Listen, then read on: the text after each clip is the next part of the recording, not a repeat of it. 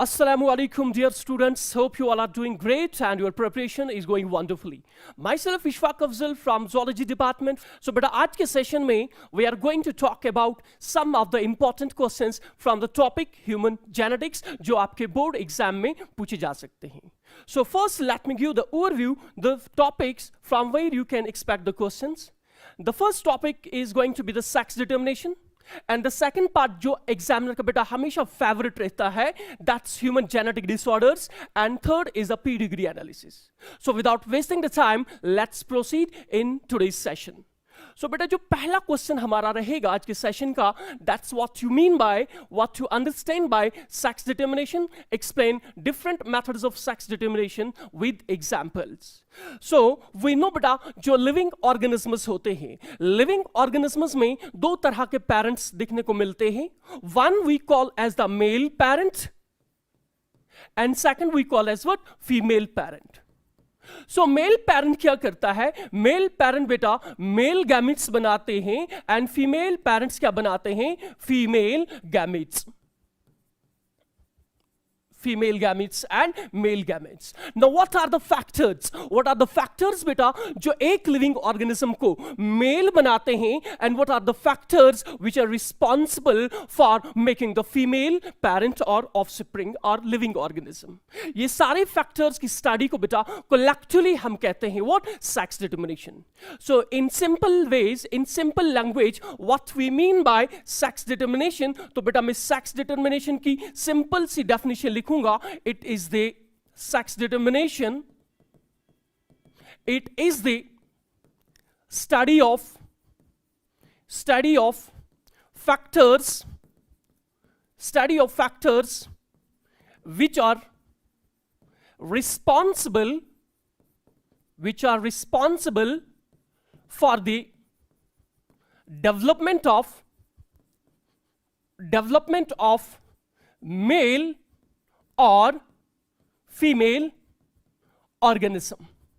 So in other words बेटा मैं ये भी कह सकता हूं कि sex determination simply मतलब होता है कि उन factors को understand करना which are responsible for the expression of a sex in a living organism. So this simply means sex determination. And next बेटा हमसे यहां पे जो पूछा गया था कि what are the different methods or mechanisms by which we can determine the sex of a living organism. So बेटा मैंने बात की थी यहां पे कि जो फैक्टर्स होते हैं, ये फैक्टर्स बेटा डिफरेंट तरह के हो सकते हैं. Factors which are responsible for the sex determination, those can be environmental factors, those can be genetic factors which are responsible in determining sex of a living organism. Now बेटा इसी base के ऊपर कि कौन सा factor is responsible for determining the sex of a organism और a living organism, clear सी बात, based upon that what we do, हम इस सेक्स डिटरमिनेशन मेथड को जो है हम इसे डिफरेंट टाइप्स में क्या करते हैं? क्लासिफाई करते हैं, जिसमें सबसे पहला मेथड जो आता है बेटा, सबसे पहला मेथड जो हमारे पास आता है, that we called as environmental method of sex determination. Environmental method of sex determination. Environmental method of sex determination. अब इस environmental method of sex determination में जो आपने पॉइंट याद रखना है, the factors बेटा which are actually the environmental factors. For example मैं बात करूं टेम्परेचर की, it's responsible or it's going to determine कि एक living organism male बनेगा या female बनेगा. For example अगर मैं बेटा बात करूं क्रोकोडाइल की, क्रोकोडाइल और टर्टल्स में बेटा this environmental method of sex determination दिखने को मिलता है. अब इस क्रोकोडाइल में याद रखना बेटा, जब ये एक फर्टिलाइज्ड एग को ले करती है, ये फर्टिलाइज्ड एग जो है, अगर बेटा टेम्परेचर इसके एनवायरनमेंट का ज्यादा हुआ, आई मीन से कि वार्म वाटर्स में ये जो फर्टिलाइज्ड एग होगा ये डेवलप होगा इनटू मेल क्रोकोडाइल. अगर बेटा इन्वायरमेंट का टेम्परेचर लो हुआ, आई मीन से इन लो टेम्परेचर इन्वायरमेंट्स, ये जो आपका फर्टिलाइज्ड एग होता है, it develops into what? Female. it develops into what? Female crocodile. So we can say कि इस तरह की sex determination में कौन सा factor is responsible in determining the sex of organism? That's crocodile. That's going to be the what? Temperature. That's going to be what? Temperature. Clear? So this is the first method of sex determination we have. Next method of sex determination we are having is termed as haplodiploidy type of sex determination. Haplodiploidy type of sex determination. Haplodiploidy type of sex determination की अगर हम बात करें ये किन में पाया जाता है, तो याद रखने वाली बात इंपॉर्टेंट है बेटा कि हैप्लोडिप्लॉइडी टाइप ऑफ सेक्स डिटर्मिनेशन सबसे पहले यहां आपने याद रखना है this method of sex determination is found in what? Honeybees. Is found in what? Honeybees. अब हनीबी की कॉलोनी को बेटा जब हम देखते हैं, हनीबीज की कॉलोनी में हमें दो तरह के हनीबीज दिखने को मिलते हैं. One is the male and another is the female. Another is what? Female. And more importantly, जो मेल्स होते हैं बेटा they are haploid, while as females those are what? Diploid. Male में यूजुअली क्रोमोसोम नंबर 16 होते हैं, female diploid है, तो इसमें आपका क्रोमोसोम नंबर जो रहेगा that's going to be equal to कितना? 32. अब इस टाइप ऑफ सेक्स डिटर्मिनेशन को बेटा हम हैप्लोडिप्लॉइडी टाइप ऑफ सेक्स डिटर्मिनेशन इसीलिए कहते हैं बिकॉज बेटा यहां पे जो मेल्स होते हैं वो आपके होते हैं हैप्लॉइड, वो होते हैं आपके हैप्लॉइड, वाइल एज जो फीमेल्स होती है those are what? Females are diploid. So that's the reason कि इस मेथड ऑफ सेक्स डिटर्मिनेशन को बेटा हमने नाम दिया है क्या? हमने नाम दिया है what? Haplodiploidy type of sex determination. अब इंपॉर्टेंटली याद रखने वाली बात कि जो haplodiploidy type of sex determination होता है इस मेथड में बेटा जो सेक्स एक हनीबी का होता है that's determined either before fertilization. इसमें sex is determined either before fertilization और इसमें बेटा sex is determined after what? Fertilization. Either before fertilization और after fertilization. What does it mean? इसका मतलब क्या है बेटा कि किस तरीके से हम हनीबीज का सेक्स डिटरमाइन कर सकते हैं. कब आपका एक हनीबी मेल में डेवलप होगा और कब ये फीमेल में डेवलप होगा that is actually based upon what? कि अगर फर्टिलाइजेशन हो जाती है तब कौन सा हनीबी बनेगा, अगर फर्टिलाइजेशन नहीं होती है तब किस तरह का हनीबी बनेगा. सो क्वेश्चन को बेटा चलो थोड़ा सा एक्सप्लेन करते हैं. यहां पे मैंने ली बेटा एक फीमेल हनीबी, यहां पे I will take the female honeybee जो कि डिप्लॉयड होती है. दैट मींस इसमें आपका क्रोमोसोम नंबर जो होता है दैट्स 32 और सिंपली मैं लिख सकता हूं 2n. और यहां पे मैं लूंगा मेल हनीबी, यहां पे this is what your male honeybee. और मेल हनीबीज क्या होते हैं? आपके हैप्लॉइड. सो बेटा जिस टाइम पे यहां पे गैमेटोजेनेसिस होगा, ये फीमेल जो है बेटा it undergoes gametogenesis by meiosis because diploid होती है. It undergoes gametogenesis by meiosis and results the formation of 2 haploid eggs. Well as बेटे जिस टाइम पे ये मेल स्पर्मेटोजेनेसिस या गैमेटोजेनेसिस करता है it forms what? Haploid sperms. Now यहां पे इंपॉर्टेंटली याद रखनी है अगर इस एग को बेटा आपके स्पर्म ने फर्टिलाइज किया तो यहां पे जो जाइगोट बनेगा दैट विल बी डिप्लॉयड. और ये डिप्लॉयड जो आपका जाइगोट है ऑलवेज रिमेंबर बेटे that it is going to develop into female honeybee. It will develop into what? Female honeybee. While as बेटा यहां पे इंपॉर्टेंटली याद रखना है ये वाला एग जो है ये एग बेटा अगर ये डायरेक्टली कन्वर्ट हो जाता है एक हनीबी में, वो हनीबी बेटा बनेगी विदाउट व्हाट? फर्टिलाइजेशन. और ये हनीबी जो बनती है without fertilization it is going to be haploid. So haplodiploidy type of sex determination में हम क्या कहते हैं कि जो फीमेल्स आपकी होती हैं वो डिप्लॉइड होती हैं, और जो मेल्स होते हैं, जो मेल हनीबीज होते हैं, वो हैप्लॉइड होते हैं. सो ऑन दैट बेस हम इस तरह की सेक्स डिटर्मिनेशन को क्या कहते हैं, हैप्लोडिप्लॉइडी टाइप ऑफ सेक्स डिटर्मिनेशन. अब यहां पे देखें, ये वाली जो फीमेल हनीबी है, ये बेटा यहां पे बनी है सेक्सुअल रिप्रोडक्शन से. सेक्सुअल रिप्रोडक्शन का मतलब ही बेटा होता है what, gametogenesis followed by what, fertilization. So क्या बेटा मैं यहां पे ये स्टेटमेंट नहीं दे सकता कि इन हनीबीज जो फीमेल्स होती हैं those are formed by what, sexual reproduction, while as बेटा ये वाले जो आपके मेल हनीबीज होते हैं these are formed without the fertilization. And this type of reproduction जिसमें एक एग बेटा डायरेक्टली कन्वर्ट हो जाता है इनटू व्हाट, एन ऑफस्प्रिंग और living organism, it is termed as what, parthenogenesis.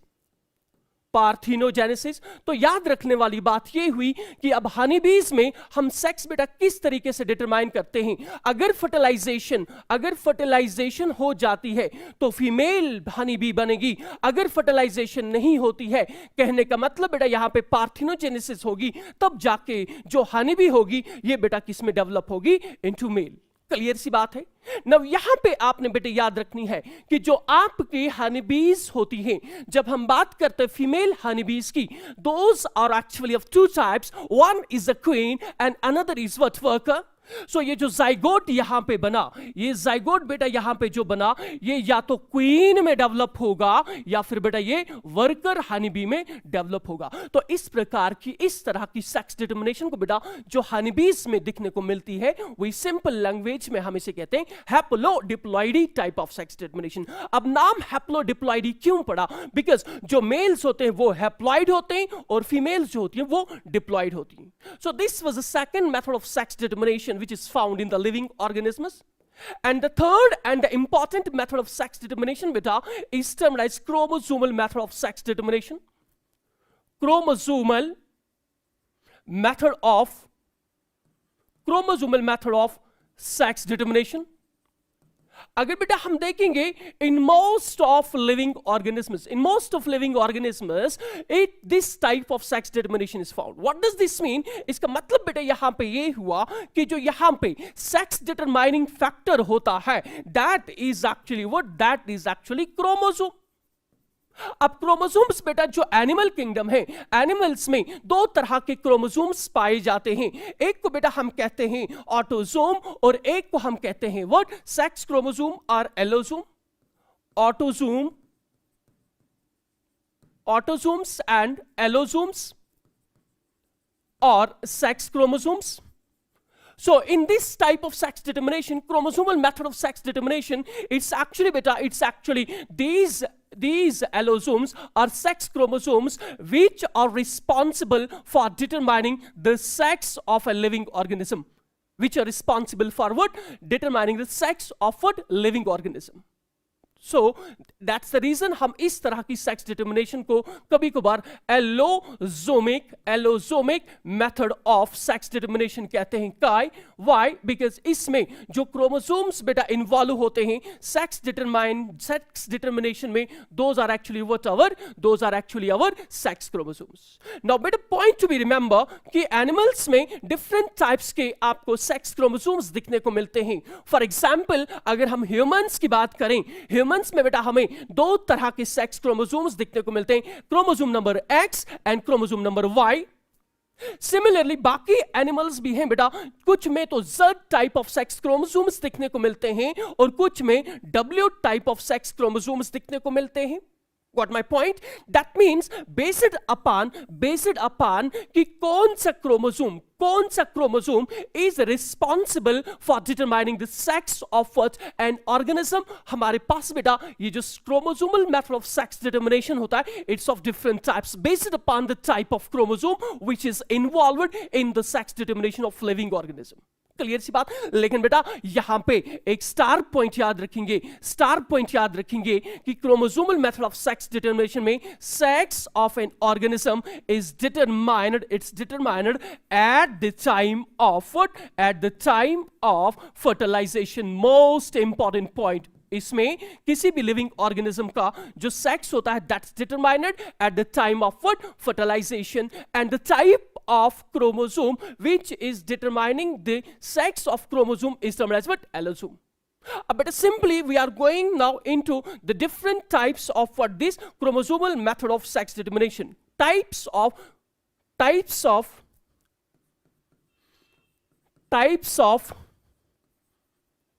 मैं simple अब लिखूंगा types of allosomic method of sex determination.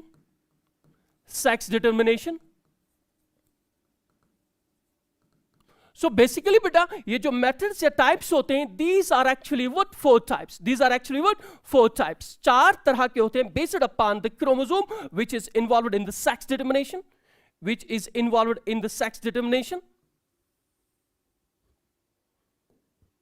First we are having is termed as XY type of sex determination. Second we are having is termed as XX0 method of sex determination. Third we are having is ZZ type of sex determination. And the fourth we are having is Z0 ZZ type of what? Sex determination. Z0 ZZ type of what? Sex determination. Clear सी बात? तो that means बेटा ये वाला method of sex determination Jin living organisms में आपको दिखने को मिलेगा उनमें आपको दो तरह की sex chromosomes देखने को मिले. One is the XX chromosome and another is what? Y chromosome. Clear सी बात. ये वाला मेथड ऑफ सेक्स डिटरमिनेशन जो लिविंग ऑर्गेनिजम्स में दिखने को मिलेगा उसमें केवल बेटा आपको एक ही टाइप का सेक्स क्रोमोसोम दिखने को मिलता है that's X chromosome.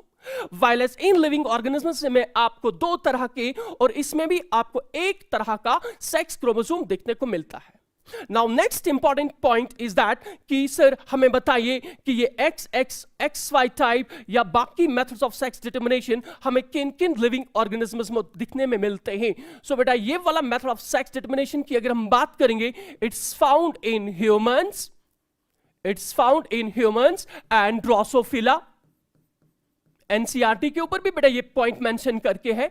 This type of sex determination जिसमें आपको एक ही तरह का सेक्स डिटरमिनेशन दिखने को मिलता है बेटा it's found in the gross super. This type of sex determination it is found in what? It's found in amphibians, मतलब ZWZZ amphibians, reptiles, more importantly birds and fish. And the fourth type of sex determination, that's ZZ type of sex determination, it's found beta in what? It's found in butterfly. ये तो आपके sex chromosomes हैं. इन sex chromosomes के अलावा बेटा इन living organisms में आपको autosomes भी दिखने को मिलेंगे लेकिन जिनका कोई भी रोल सेक्स डिटरमिनेशन में नहीं होता.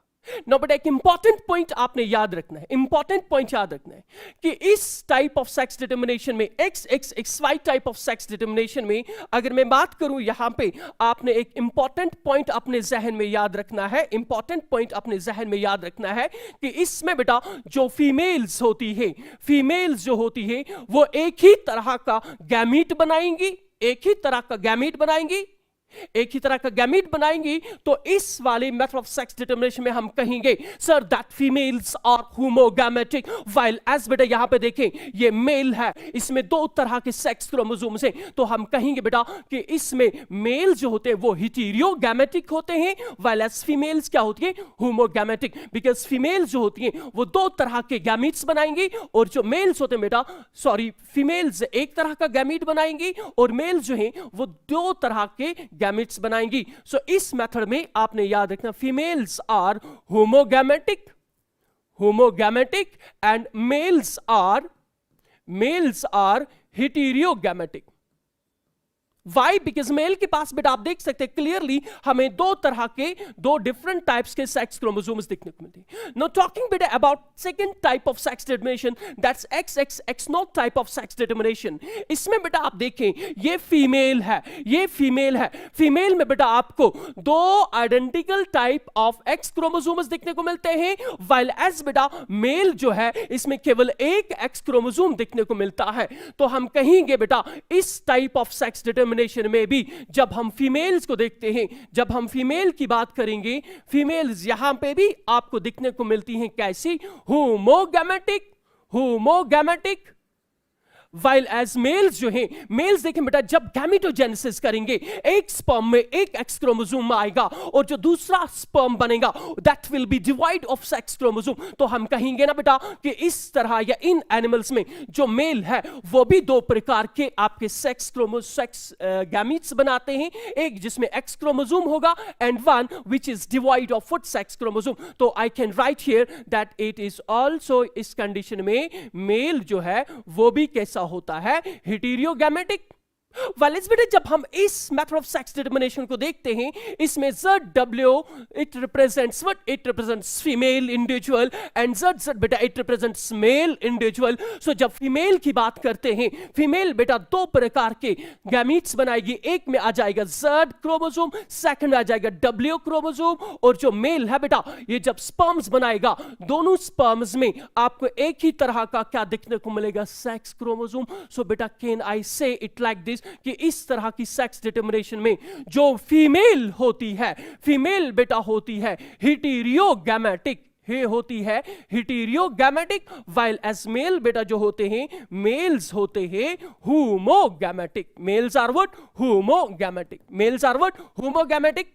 सेम बेटा चौथी कंडीशन को जब देखेंगे, ये फीमेल है, फीमेल में बेटा आपको क्या देखने को मिलता है? एक ही सेक्स क्रोमोसोम. और ये जो आपका मेल है इसमें दो आइडेंटिकल Z क्रोमोसोम्स देखने को मिलते हैं. तो मैं बेटा यहां पे भी कहूंगा कि इस तरह की सेक्स डिटरमिनेशन में भी आपको जो फीमेल होती है, जो फीमेल होती है that is heterogametic, heterogametic.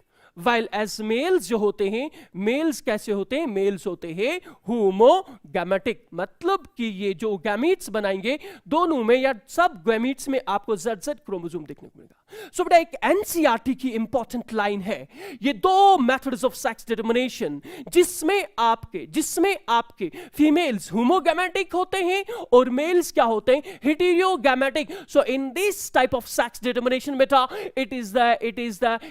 it's what? It is actually the male which determines the sex of an individual. Got my point? So that's the reason हम इस तरह की सेक्स डिटरमिनेशन को बेटा इन दोनों टाइप्स ऑफ सेक्स डिटरमिनेशन को कहते हैं मेल, या this mechanism is termed as male heterogamety mechanism of sex determination.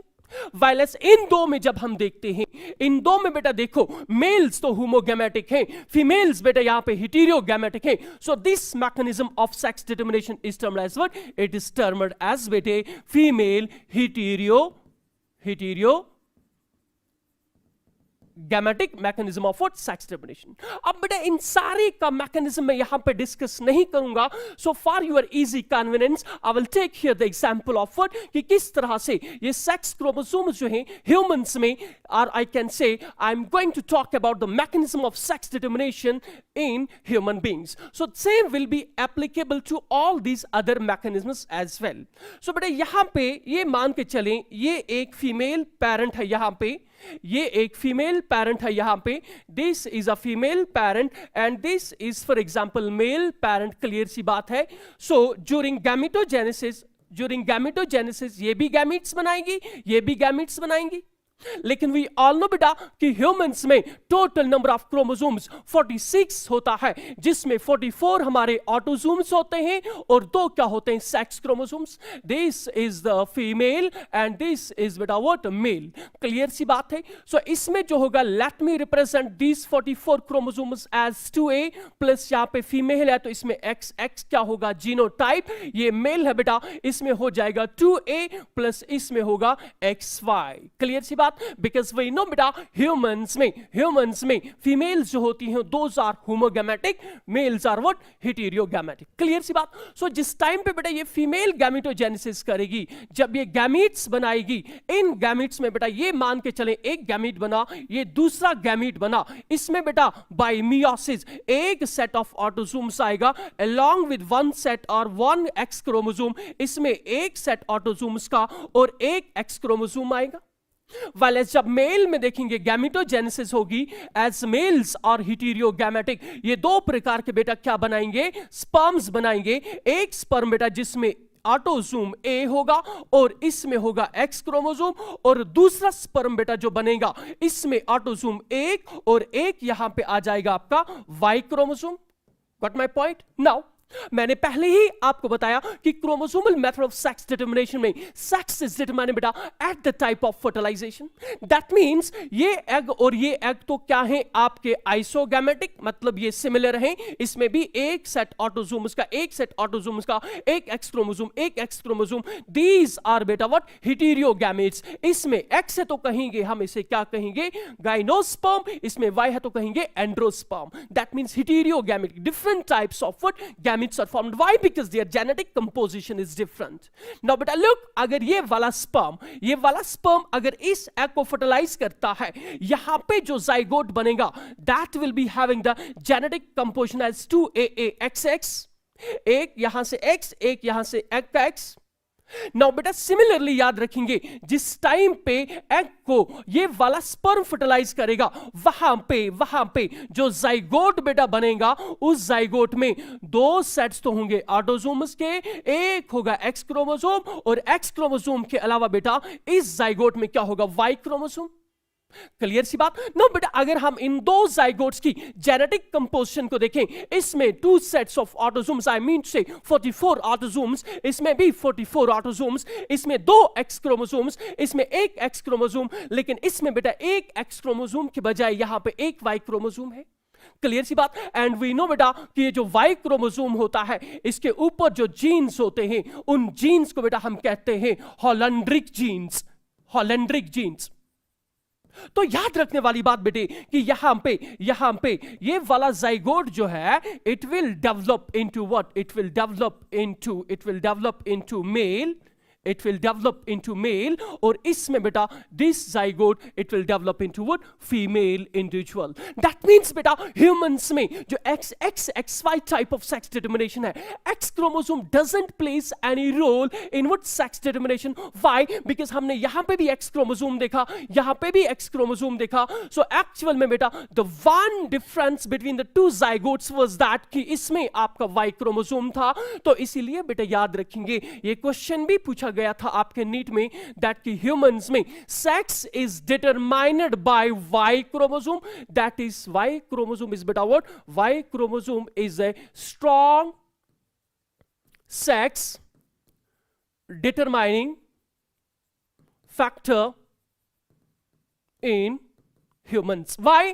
Because इस वाई क्रोमोसोम के ऊपर बेटा आपको कुछ ऐसे जीन्स रिस्पॉन्सिबल या ऐसे जीन्स दिखने को मिलते हैं which are responsible for developing और कन्वर्टिंग और causing the differential growth of this zygote. As a result it develops into what, male individual. I hope इस कॉन्सेप्ट के साथ बेटा आपको एक और कॉन्सेप्ट क्लियर हो गया होगा, that is mechanism of sex determination in humans.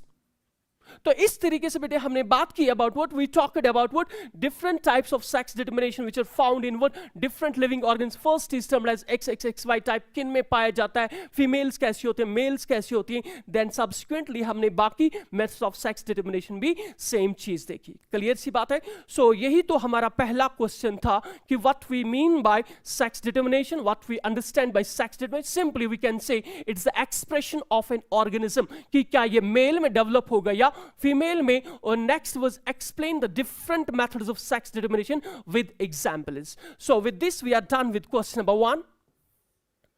Then the next question we are having is what are genetic disorders, mention their types with examples. Look बेटे, जब हम ह्यूमन हेल्थ एंड डिजीजेस में भी different diseases पढ़ते हैं, हर एक disease का एक पर्टिकुलर काज होता है, हर एक डिजीज का एक पर्टिकुलर रीजन या काज होता है. क्लियर सी बात। Now what are these genetic disorders? Genetic disorders बेटा हम कहेंगे वो वाले डिजीजेस होती हैं, वो वाले डिसऑर्डर्स होते हैं जिनका मेन रीजन जो होता है that is genetic reason. Genetic reason, वो वाले diseases which have got what? Genetic causes. Which have got what? Genetic causes. वो वाले डिजीजेस कहलाते हैं जेनेटिक डिसऑर्डर्स। अब ये जेनेटिक काज बेटा क्या क्या हो सकता है? ये जेनेटिक काज दो तरीकों या दो पार्ट्स में मैं यहां पे आपके साथ डिस्कस करूंगा। एक तरह का कहलाता है वो वाला जेनेटिक चेंज जिसको हम कहते हैं म्यूटेशंस, जिनको हम कहते हैं mutations. And second cause for the genetic disorders are collectively termed as what? Chromosomal aberrations. Chromosomal aberration. Chromosomal aberration का बेटा मतलब होता है चेंज इन क्रोमोसोम। अब ये चेंज जो आपके क्रोमोसोम में आती है ये बेटा दो तरीकों की हो सकती है, दो टाइप्स की हो सकती है। वन, या तो क्रोमोसोम के स्ट्रक्चर में चेंज आ जाएगी, जिन चेंजेस को हम कहते हैं स्ट्रक्चरल चेंज और मॉर्फोलॉजिकल चेंज, क्लियर सी बात। एंड सेकेंड टाइप जो हमारे सिलेबस में भी है, कभी कभार क्या होता है कि क्रोमोसोम्स का नंबर कभी बेटा क्या हो जाता है, इंक्रीज हो जाता है या डिक्रीज हो जाता है। तो उस रीजन या उस तरह की चेंज को क्रोमोसोम का नंबर इंक्रीज होना या क्रोमोसोम का नंबर डिक्रीज होना, ये वाली चेंज क्या कहलाती है? Numerical change.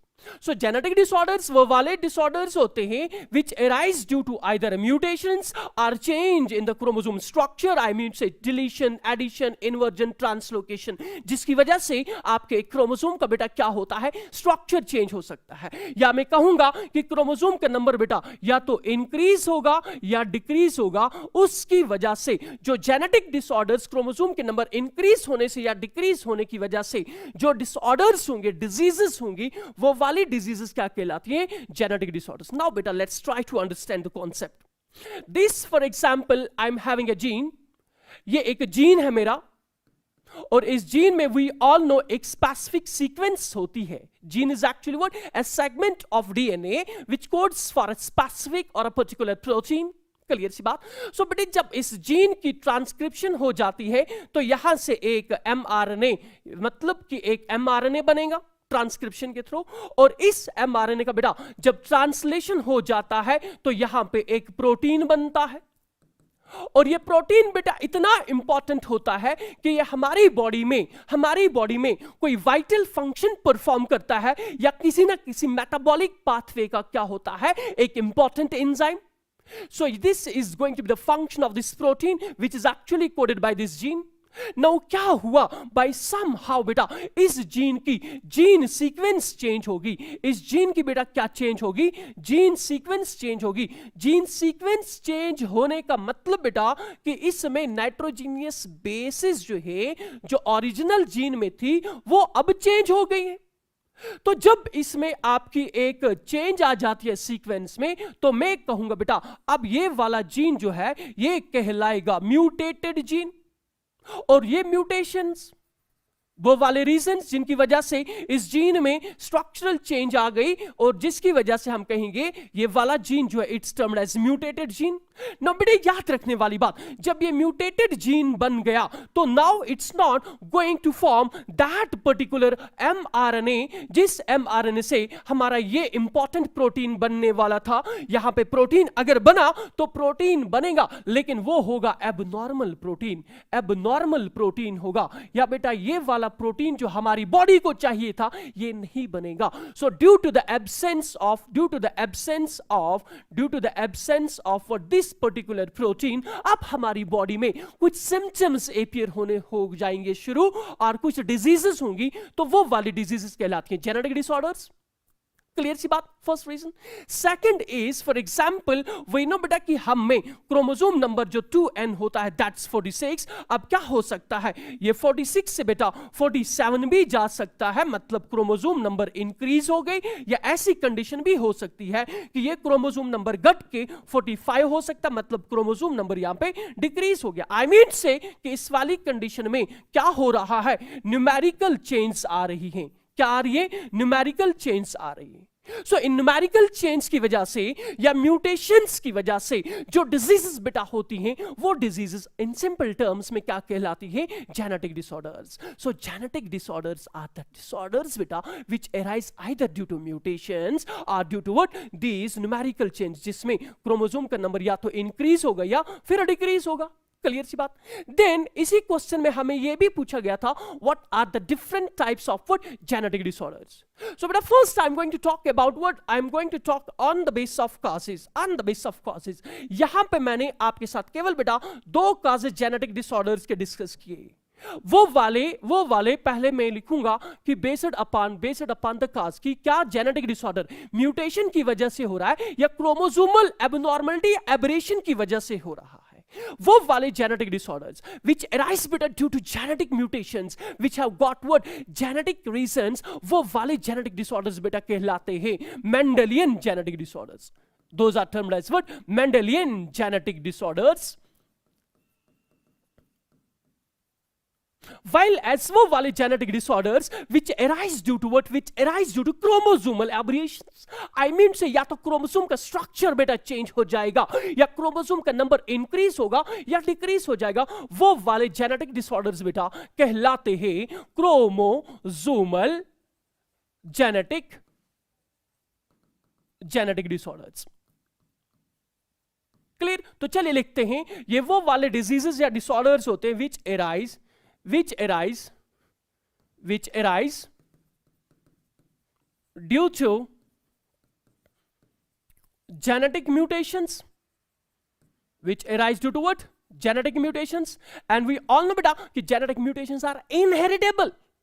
That means अगर आपके क्रोमोसोम के जीन के ऊपर बेटा म्यूटेशन हो गई एक पेरेंट में, ये म्यूटेशन आगे जाके अपने ऑफस्प्रिंग्स में या इस फैमिली के किसी ना किसी ऑफस्प्रिंग में ये डिजीज बेटा आगे जाके एक्सप्रेस होगी. So I can write here that these type of genetic disorders, ये वाले जेनेटिक डिसऑर्डर्स जो होते हैं, दे आर इनहेरिटेबल.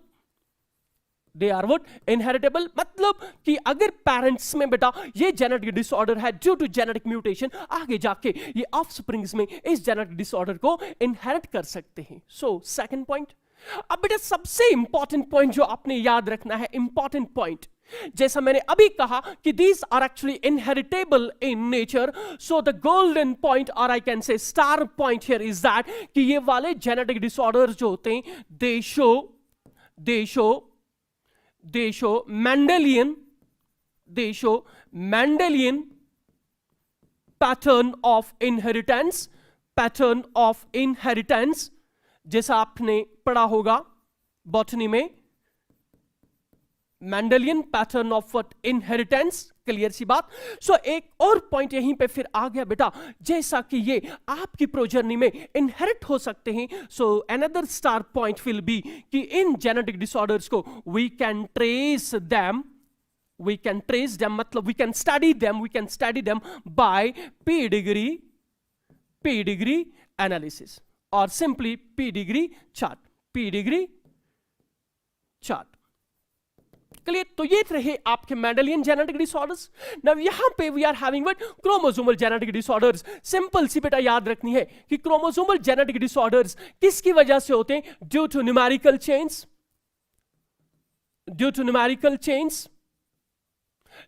चेंज का मतलब बेटा या तो क्रोमोसोम का नंबर इंक्रीज होगा या तो फिर डिक्रीज होगा.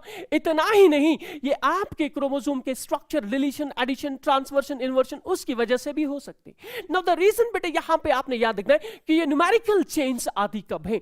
ये न्यूमेरिकल चेंज बेटा तब आएंगी जब एक क्रोमोसोम के ये जो 2 क्रोमेटिड्स हैं, when they fail to separate during meiosis second. लेकिन किसमें बेटा? During oogenesis. During what? oogenesis. Sir आपने यहां पे oogenesis का कॉन्सेप्ट क्यों लिया? बिकॉज बेटा ये मोस्टली जो जेनेटिक डिसऑर्डर्स होते हैं, specially these chromosomal genetic disorders, clear सी बात है, या आपके मेंडेलियन जेनेटिक डिसऑर्डर्स, क्लियर सी बात, इनका मेन रीजन होता है due to abnormality which is lying in the female. So यहां पे हम बात करें क्रोमोसोमल जेनेटिक डिसऑर्डर्स की. सो बेटा जब ये क्रोमेटिड्स फेल हो जाएंगे सेपरेट होना, सो जिसकी वजह से अब जो गैमीट्स यहां पे बनेंगे, वो गैमीट्स क्या होंगे? वो होंगे आपके एबनॉर्मल गैमीट्स, मतलब बेटा एक गैमीट में क्रोमोसोम नंबर ज्यादा होगा और एक में क्या होगा, कम होगा, और जिसकी वजह से क्या होगा आगे जाके इस इंडिविजुअल में जो इस ऐसे गैमीट के फर्टिलाइजेशन से बना which was abnormal, he or she is going to express these type of genetic disorders. Clear?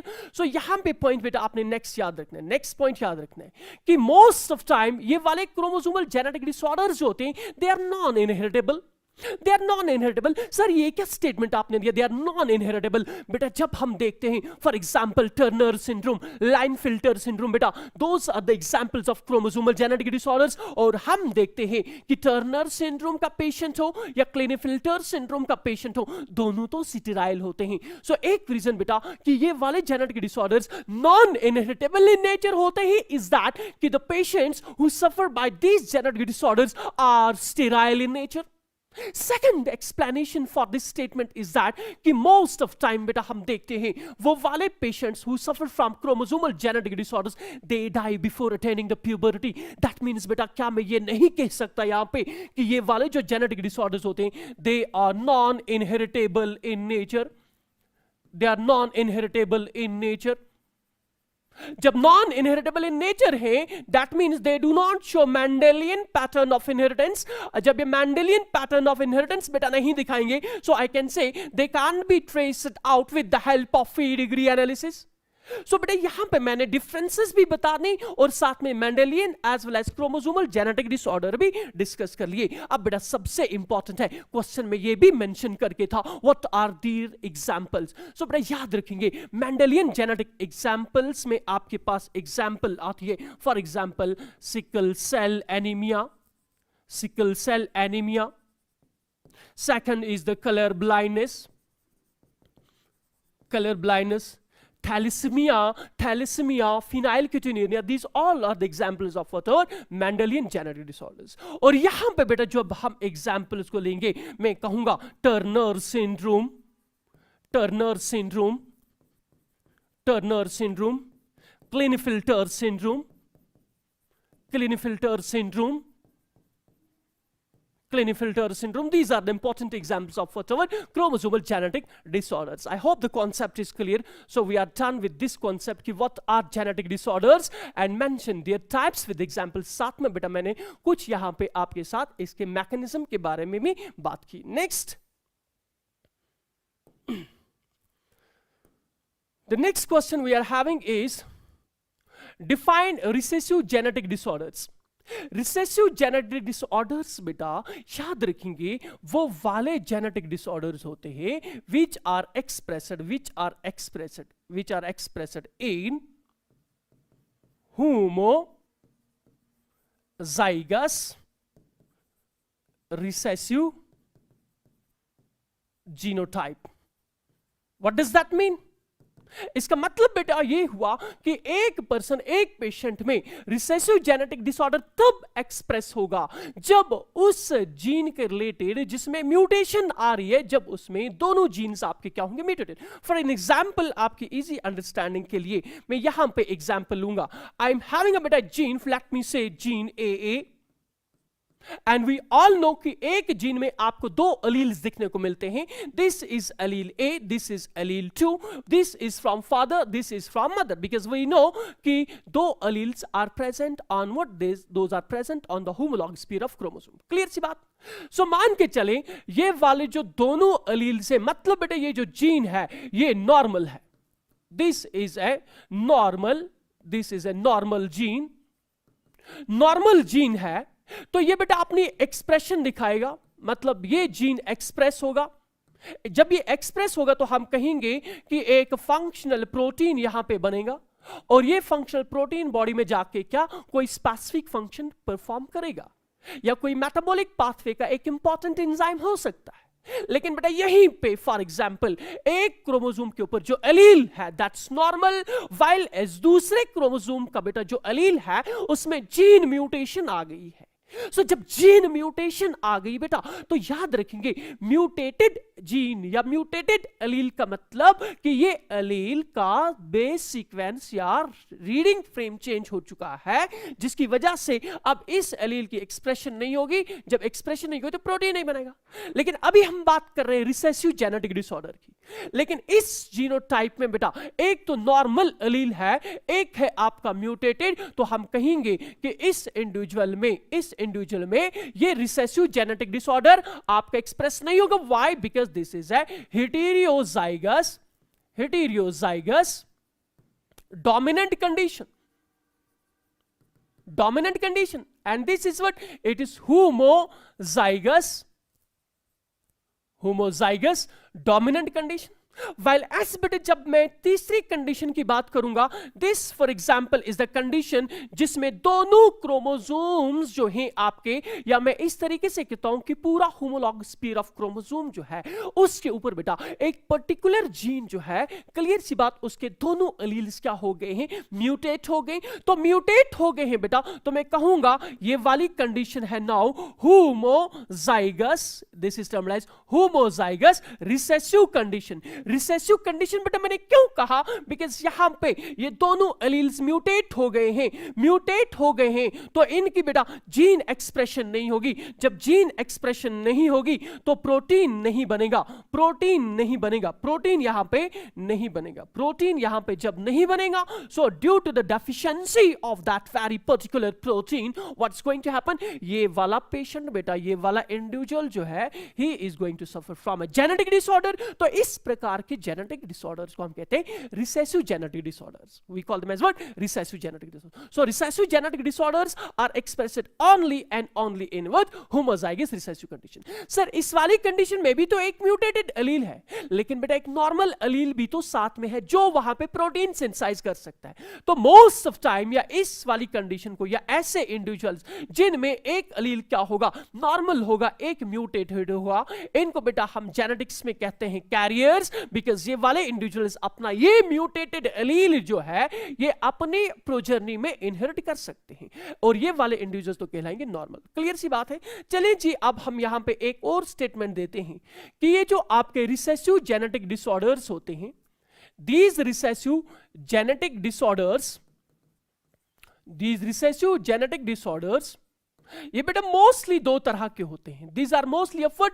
Two types. They are mostly of what? Two types. Now on what basis? Based upon कि जो gene mutated हुआ है, जिस gene में mutation आ गई है, या जिस एलील में बेटा म्यूटेशन आ गई, क्या वो आपके सेक्स क्रोमोसोम के ऊपर है या फिर ऑटोसोम के ऊपर? बिकॉज वी नो बेटा कि हमारी बॉडी में दो तरह के क्रोमोसोम्स होते हैं, सेक्स क्रोमोसोम्स और ऑटोसोम्स। अगर बेटा ये म्यूटेशन आपके सेक्स क्रोमोसोम के ऊपर आ गई है तो मैं कहूंगा sex linked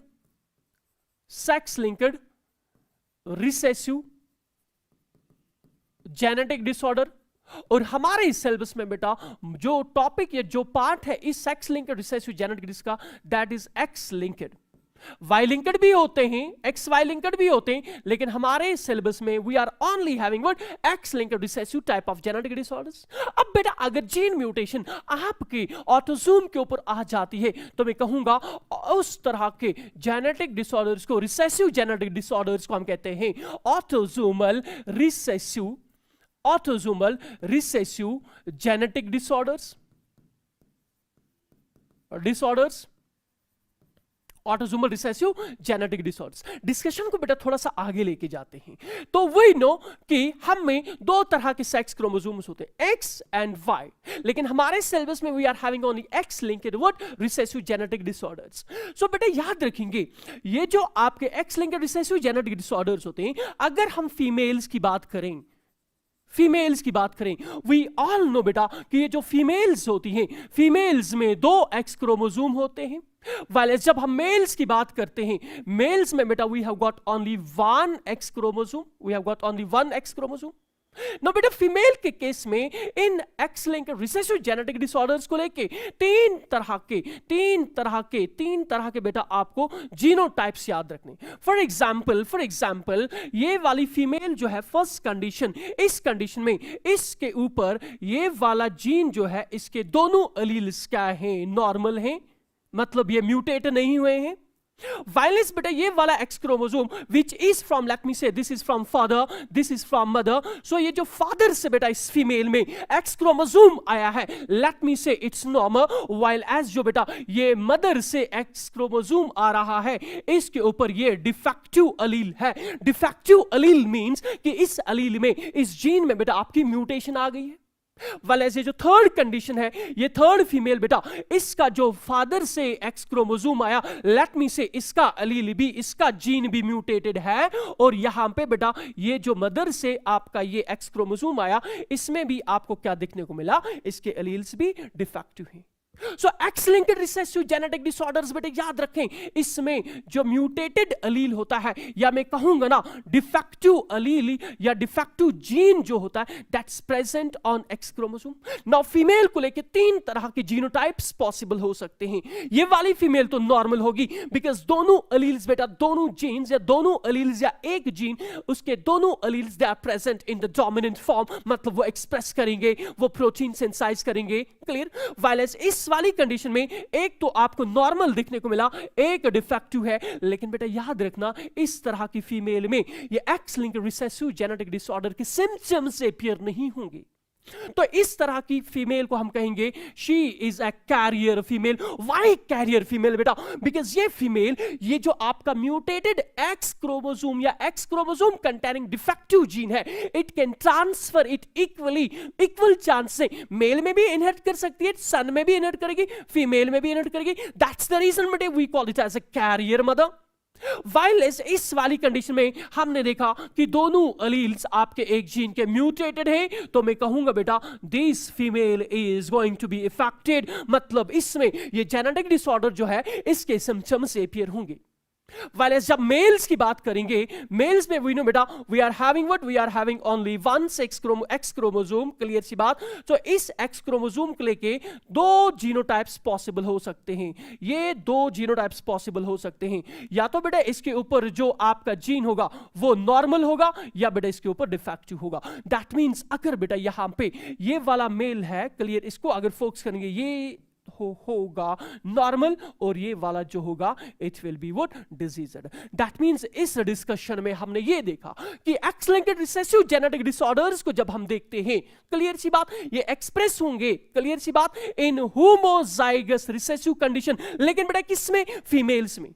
So important point you have to remember that X-linked recessive genetic disorders females में express होते हैं कब? In homozygous recessive condition, while as बेटा जब males को देखते हैं, males में because males are hemizygous, इनमें एक ही X क्रोमोसोम है, so इसमें ये disease express होंगे अगर जो जीन आपके X क्रोमोसोम के ऊपर होता है बेटा, अगर इसमें म्यूटेशन आ गई। Now बेटा सबसे important point जो आपको नीट में भी क्वेश्चन सॉल्व करने में हेल्पफुल रहता है, X-linked recessive जेनेटिक डिसऑर्डर्स के बारे में बेटा याद रखेंगे कि इसमें कैरियर्स जो होती हैं, only females are carriers, only females can be carriers,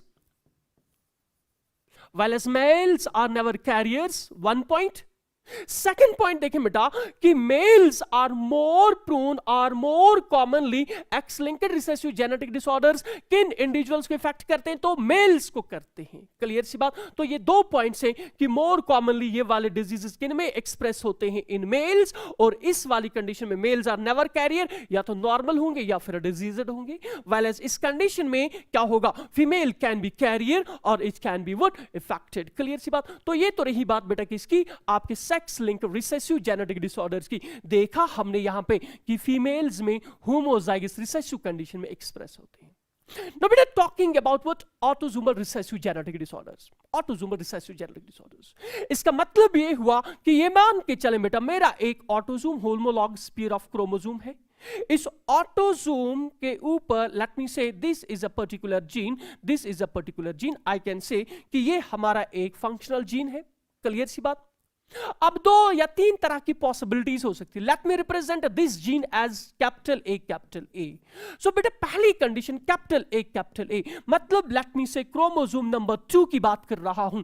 ये जो पैटर्नल या फादर से आया हुआ क्रोमोसोम नंबर 2 है और मदर से आया हुआ क्रोमोसोम नंबर 2 है, इसके ऊपर बेटा जो दोनों अलील्स हैं they are present in their normal sequence, means they are going to synthesize the protein which will perform the particular function.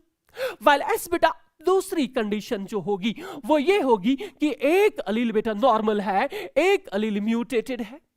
And third possible condition which can arise is कि दोनों alleles क्या है, mutate हो गए। Clear सी बात। सो इस वाली कंडीशन में ये जो इंडिविजुअल होगा बेटा, हम कहेंगे he or she is going to be diseased, he or she is going to be what? Diseased.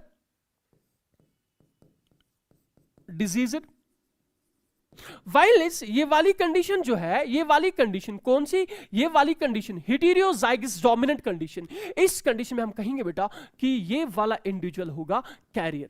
ना बेटा यहां पे देखिए मैंने कहा कि एक्स लिंक्ड में केवल फीमेल्स कैन बी कैरियर्स, लेकिन वी नो बेटा क्रोमोसोम नंबर 2 जैसा मेल्स में वैसा फीमेल्स में। दैट मींस एक इंपॉर्टेंट पॉइंट आपने यहां पे ऑटोसोमल रिसेसिव जेनेटिक डिसऑर्डर्स में देखा कि यहां पे बेटा both males as well as females, both males as well as females can be carriers, can be what? Carriers.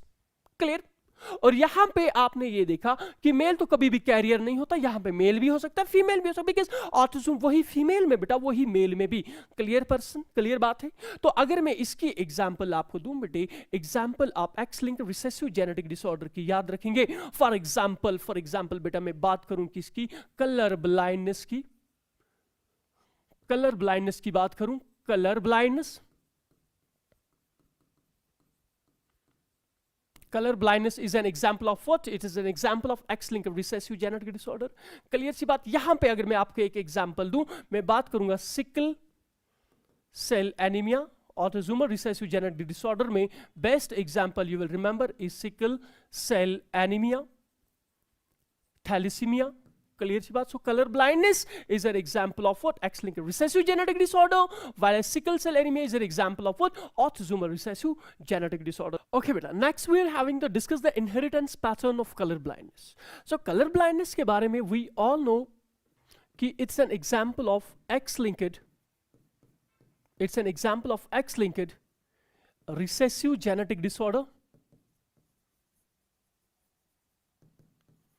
X-linked recessive genetic disorder है बेटा, तो दैट मीन्स कि कलर ब्लाइंडनेस के होने के चांसेस मेल्स में ज्यादा होते हैं as compare to females. No doubt कि फीमेल्स भी इस डिजीज से सफर करती हैं, प्रोवाइडेड कि उनके दोनों एक्स क्रोमोसोम्स के ऊपर ये gene corresponding to colour blindness जो होता है ये म्यूटेटेड हो। क्लियर बात। Point number 1। पॉइंट नंबर 2 बेटा याद रखेंगे, जो पेशेंट्स आपके कलर ब्लाइंडनेस से सफर करते हैं तो यूजुअली सर्वाइव। क्लियर सी बात है। हाँ, इनमें जो डिफेक्ट होता है वो ये, इनमें जो प्रॉब्लम होती है वो ये कि कलर ब्लाइंडनेस की वजह से, कलर ब्लाइंडनेस या इस कंडीशन में जो इनके कून सेल्स इनके रेटिना में होते हैं दोज बिकम नॉन फंक्शनल। वो क्या बन जाते हैं? Non functional. और मैं कह सकता हूं those become defective. Why? Because X chromosome के ऊपर जो जीन था जो आपके इन कून सेल्स को फंक्शनल बनाता था वो डिफेक्टिव हो गया। क्लियर सी बात। सो जब ये जीन बेटा, ये जब कून सेल्स डिफेक्टिव बन गए, ये इंडिविजुअल्स अब क्या करेंगे? They won't be able to differentiate between colours. More importantly आपने याद रखना है कि रेड और ग्रीन कलर में ये डिफरेंशिएट नहीं कर सकते। क्लियर सी बात। Red and green associated colours. एक और तरह का भी बेटा कलर ब्लाइंडनेस होता है, दैट्स कलर ब्लाइंडनेस, जिसमें आपको ग्रीन ब्लू कलर जो होते हैं उनका परसेप्शन नहीं होता, लेकिन that's not an example of what X-linked recessive genetic disorder. Clear सी बात है। तो चले जी अब इसकी इनहेरिटेंस पैटर्न को समझने के लिए मैं यहां पे लूंगा मदर। क्लियर सी बात, मदर, और यहां पे मैंने लिया फादर। फॉर एन एग्जाम्पल जो मदर है बेटा, लेट मी से मदर के जो 2 एक्स क्रोमोसोम्स हैं, 2 एक्स क्रोमोसोम्स में से जो एक एक्स क्रोमोसोम है इसके ऊपर नॉर्मल जीन है और एक जो है इसके ऊपर है डिफेक्टिव जीन। मतलब mother is a carrier. Why? Because इसमें ये 2 जीन्स जो है एलील्स हैं, they are present in heterozygous condition. While as बेटा जो मेल है, let me take that male is a normal. Male is normal. मतलब कहने का ये हुआ कि मेल का जो एक्स क्रोमोसोम है उसका जो जीन है वो म्यूटेट नहीं हुआ। सो जिस टाइम पे गैमेटोजेनेसिस होगा, यहां से जो दो एग्स बनेंगे, एक एग में बेटा एक सेट ऑफ ऑटोसोम्स और एक एक्स क्रोमोसोम, और जो दूसरा एग बनेगा उसमें एक सेट ऑफ ऑटोसोम्स का और एक दूसरा एक्स क्रोमोसोम। लेकिन याद रखेंगे कि ये जो मदर है ये तो आपकी क्या थी, carrier. Mother was what, carrier. So इसका मतलब ये हुआ कि एक कंडीशन में ये एक्स क्रोमोसोम वो नॉर्मल होगा और ये वाला जो है it will be having the defective gene. So ये गैमीट्स बन गए, किसमें, मदर में, एग्स बन गए। अब देखते हैं मेल्स में क्या होगा। जिस टाइम मेल्स में गैमेटोजेनेसिस होगा, सो जो स्पर्म्स बनेंगे, ये मान के चले एक स्पर्म, इसमें एक autosome having this X chromosome, लेकिन द एक्स क्रोमोसोम बेटा इट कंटेन्स नॉर्मल जीन, मतलब कि इसमें जीन म्यूटेशन नहीं हुए है। और जो दूसरा स्पर्म है इसमें ये एक सेट ऑटोसोम्स का, and this is our Y chromosome. Clear सी बात। नाउ अब क्या देखते हैं, अब देखते हैं कि ये जो आपके गैमेट्स बने किस तरीके से ऑफस्प्रिंग्स में इसका इनहेरिटेंस होगा। जिस टाइम पे बेटा ये वाला स्पर्म जो है इस एग को फर्टिलाइज करेगा, क्लियर सी बात, और जिस टाइम पे ये वाला स्पर्म जो है, ये वाला स्पर्म जब इस वाले एग को फर्टिलाइज करेगा, उस टाइम के ऊपर मैंने बात की इस स्पर्म के बारे में पहले, तो इसका मतलब ये हुआ यहां से जो जाइगोट बनेगा उसमें ये हो गए आपके ऑटोसोम्स और ये हो गए आपके एक्स क्रोमोसोम्स। अब इन एक्स क्रोमोसोम्स में से जो एक्स क्रोमोसोम बेटा मदर से आया है दैट्स नॉर्मल, और जो फादर से आया वो भी क्या है, normal.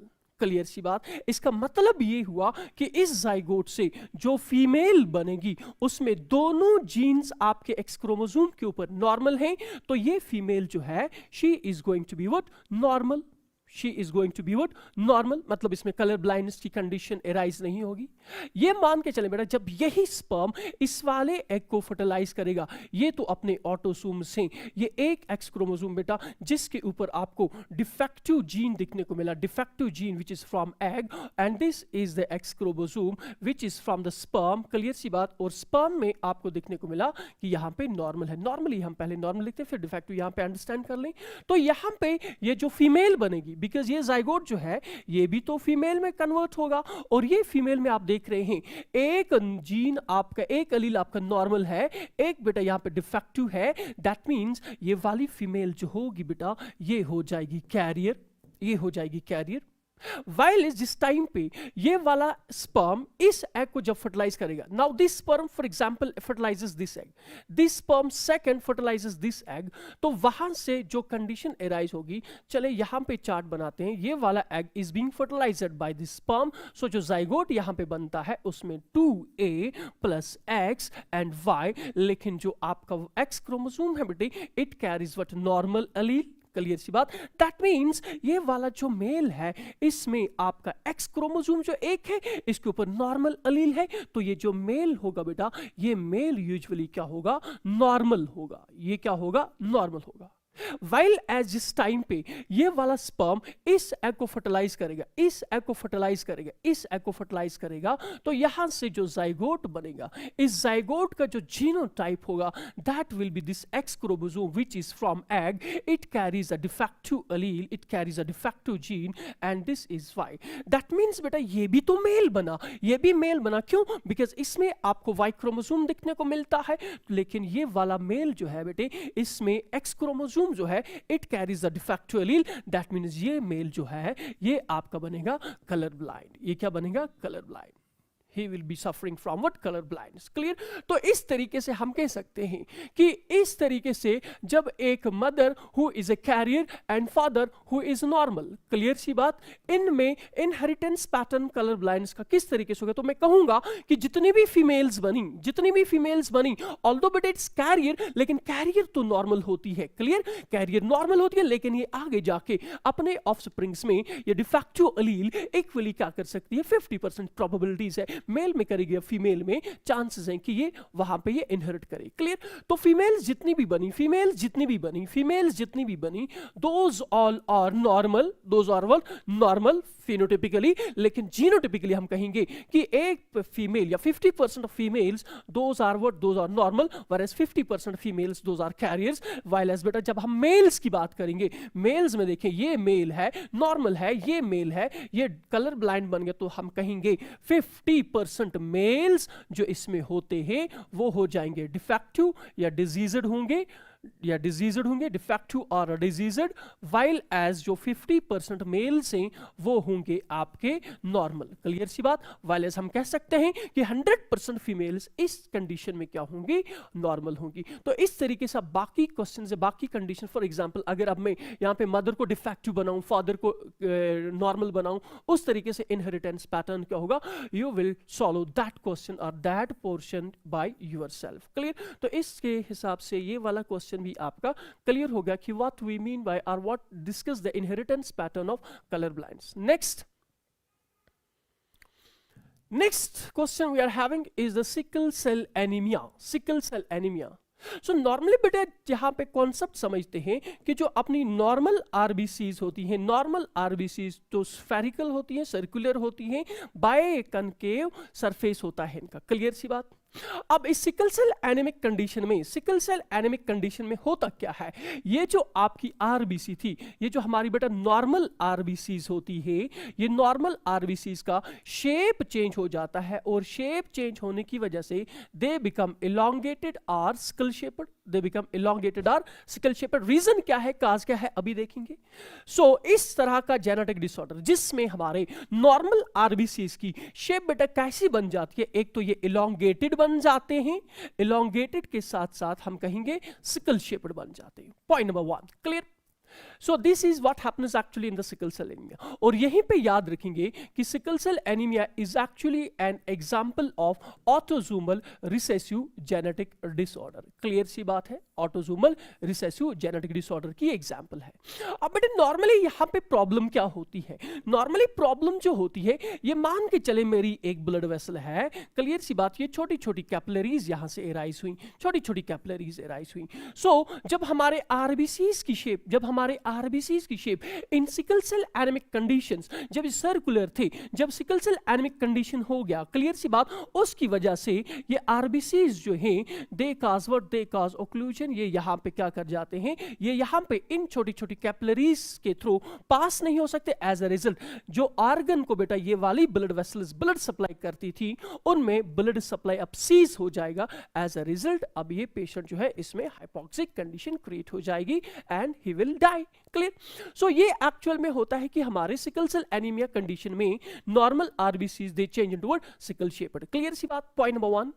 Point number 2 is that कि वी नो कि हमारी जो आरबीसीज होती हैं, नॉर्मल आरबीसीज का बेटा जो लाइफ स्पान होता है that's what 120 days, and after 120 days ये आरबीसीज जो होती हैं ये बोन मैरो से फिर से बनती हैं by process we all know haemopoiesis और इरिथ्रोपायोसिस। लेकिन बेटे ये वाली जो आपकी sickle shaped elongated sickle shaped RBCs होती हैं, इनके स्ट्रक्चर की चेंज होने की वजह से या इस जेनेटिक डिसऑर्डर की कंडीशन में ये जो आरबीसीज आपकी बनी, इनका लाइफ स्पान बेटा, लाइफ स्पान क्या होता है, लेस होता है, लाइफ स्पेन लेस होता है, आई कैन से लेस देन 120, जिसकी वजह से ये वाली आरबीसीज का काउंट या आरबीसी काउंट बेटा, आरबीसी काउंट जो होता है ये डिक्रीज हो जाता है। सो जब आरबीसी काउंट डिक्रीज हुआ तो मैं कहूंगा ना कि इस वाली कंडीशन में जब सिकल सेल होता है, सिकल सेल एनीमिक कंडीशन में आरबीसी का काउंट कम हुआ तो मैं कहूंगा this condition is termed as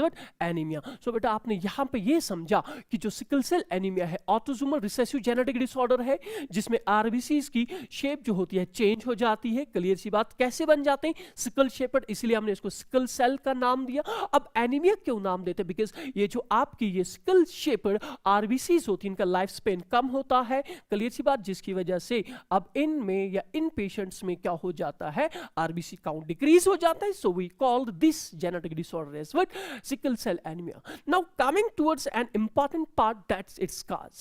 That's it, what it is cause कि सिकल सेल एनीमिया एक्चुअल में होता कैसे होता है। तो बेटे काज को याद रखने के लिए एक स्टार्टिंग और इंपॉर्टेंट पॉइंट आपने जहन में रखना है कि सिकल सेल एनीमिया होता है due to point mutation, due to what, point mutation. और मैं कह सकता हूं it arises due to single base pair substitution. What does it mean, अभी समझेंगे। तो बेटे कॉन्सेप्ट को समझने के लिए ये मान के चले मेरा हीमोग्लोबिन है, वी नो कि हमारे हीमोग्लोबिन में एक्चुअल में हमारे पास बेटा क्या होती है, जो ग्लोबुलिन चेन होती है वो बनी होती है किसका, या हीमोग्लोबिन में आपको 4 पॉलीपेप्टाइड चेन्स दिखने को मिलती हैं. Haemoglobin contains what 4 polypeptide chains.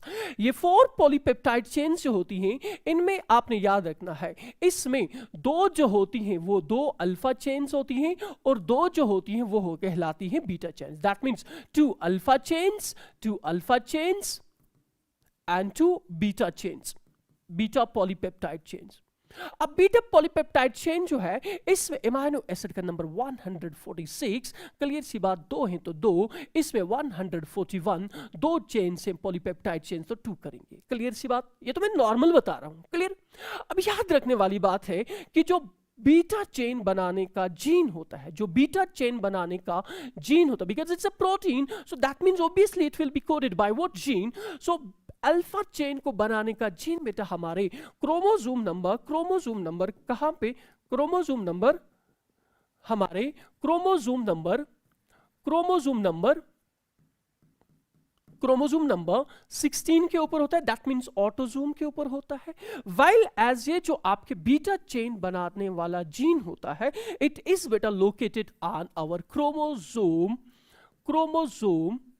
Number 11, chromosome number 11, clear सी बात है.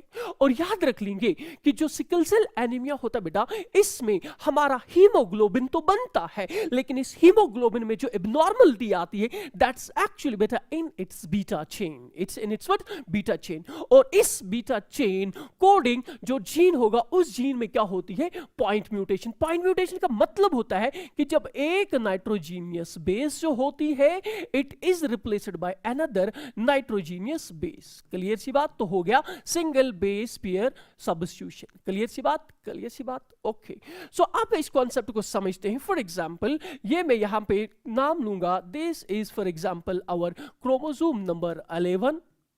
This is our chromosome number 11, homologous pair of chromosome number 11. अब इस homologous pair of chromosome 11 के ऊपर this is बेटा for example beta gene, जिसे मैं represent कर रहा हूं HBB से. So HBB actually means it's the gene which is present on our chromosome number 11. This is chromosome number या homologous pair of chromosome number 11. इसके ऊपर ये जो जीन आपने देखा बेटा, this is actually the gene which codes for beta polypeptide chain of our haemoglobin, clear सी बात है. सो अब इस जीन की बेटा जब हम सीक्वेंस देखते हैं तो ये मान के चलें बड़ी सी सीक्वेंस है, लेकिन यहां पे GAG, यहां पे और नाइट्रोजनस बेस होंगी. दिस इज CTC, क्लियर सी बात, बिकॉज जीन है तो डीएनए होगा, क्लियर सी बात. सो ये मैंने इस जीन का क्या बनाया, सीक्वेंस पर मैंने फोक्स की बेटा यहां पे इन नाइट्रोजनस बेस पेयर्स के ऊपर, क्लियर सी बात है.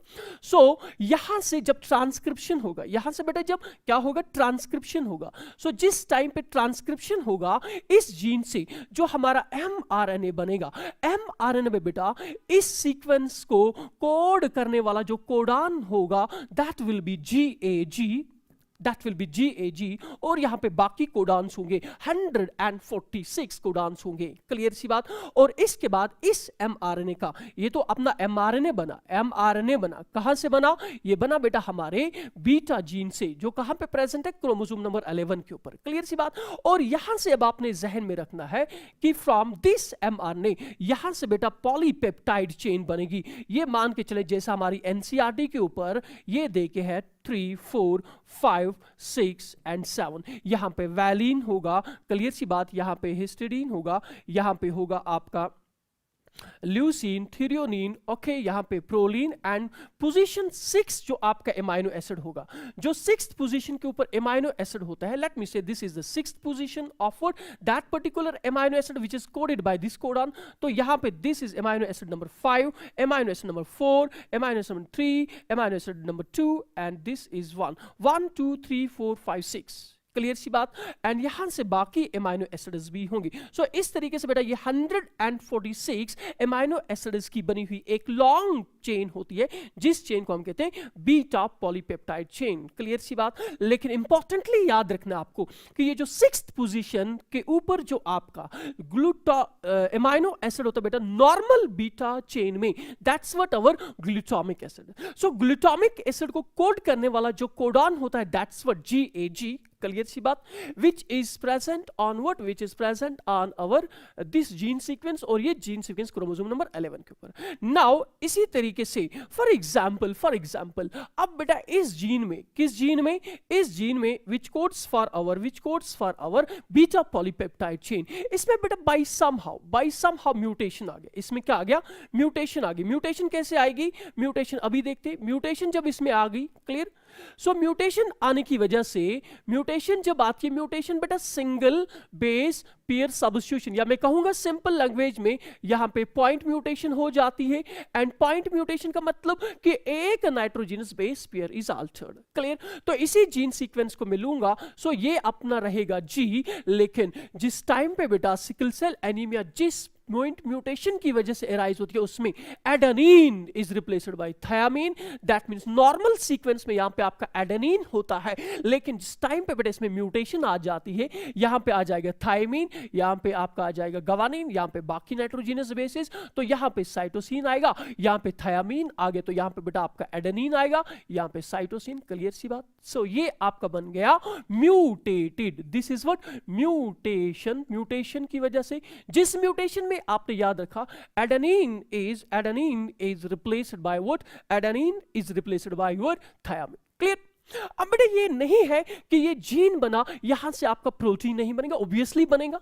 क्लियर सी बात। सो यहां पे सबसे पहले इसकी ट्रांसक्रिप्शन हो जाएगी, एंड ट्रांसक्रिप्शन के थ्रू बेटा यहां से जो mRNA बनेगा, ये mRNA बना, इसके ऊपर कोडॉन्स होंगे, लेकिन यहां पे जो कोडॉन होगा विच कॉरस्पॉन्ड्स बेटा to the 6th amino acid in our beta polypeptide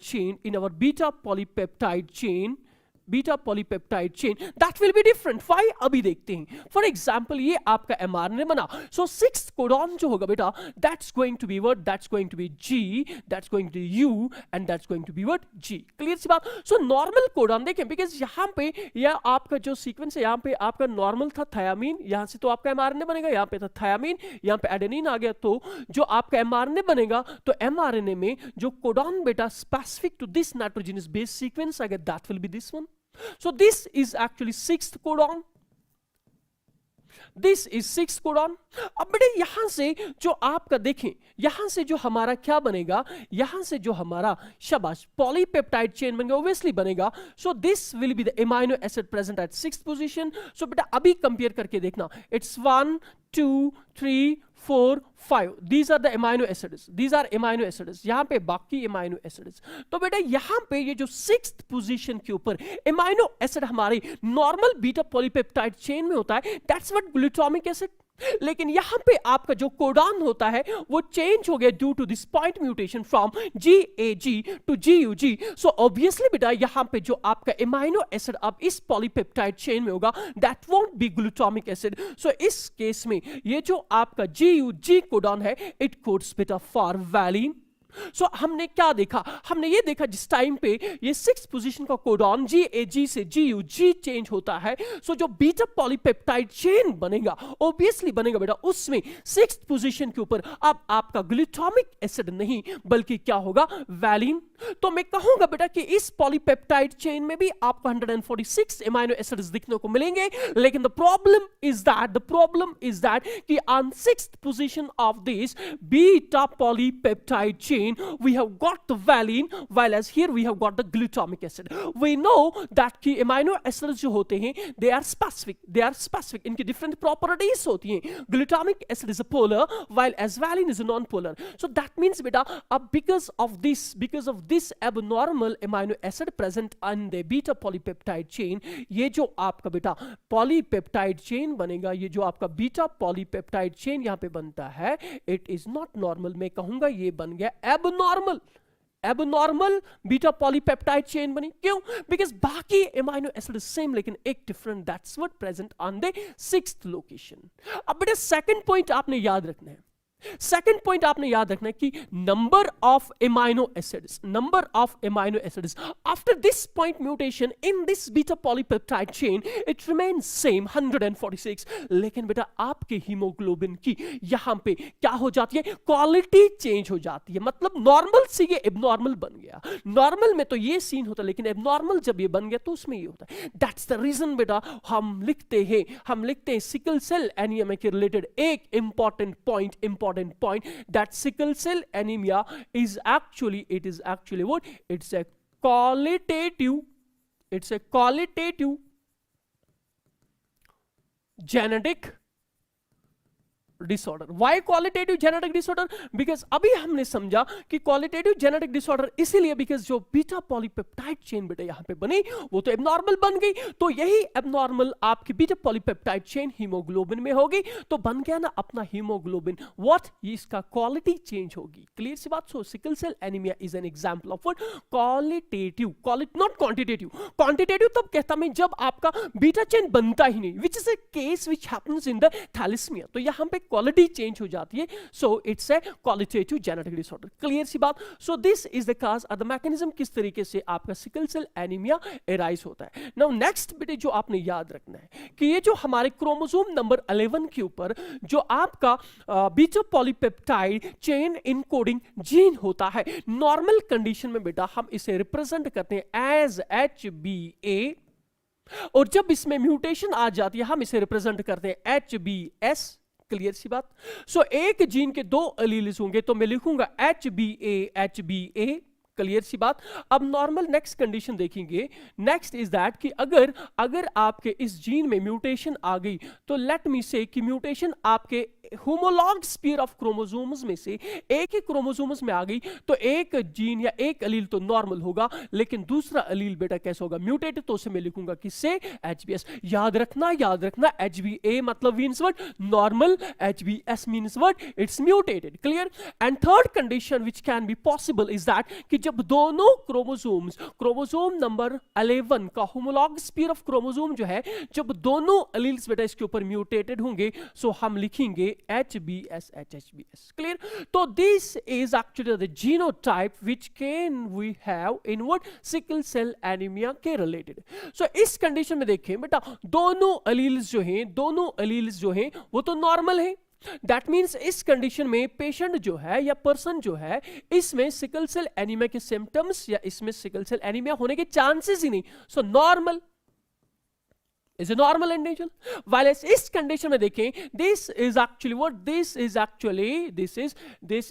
in heterozygous condition, एक जीन तो नॉर्मल एक जीन म्यूटेटेड, तो हम कहेंगे बेटा ये वाले इंडिविजुअल्स चाहे मेल हो या फीमेल होंगे ये क्या कहलाते हैं, carriers. These are what, carriers. तो इस जीनोटाइप वाला पेशेंट जो होगा will be a carrier and there is 50% probability कि ये जो आपका ये म्यूटेटेड एलील है बेटा ये आगे जाके किसी ना किसी ऑफस्प्रिंग में इनहेरिट हो जाए। क्लियर?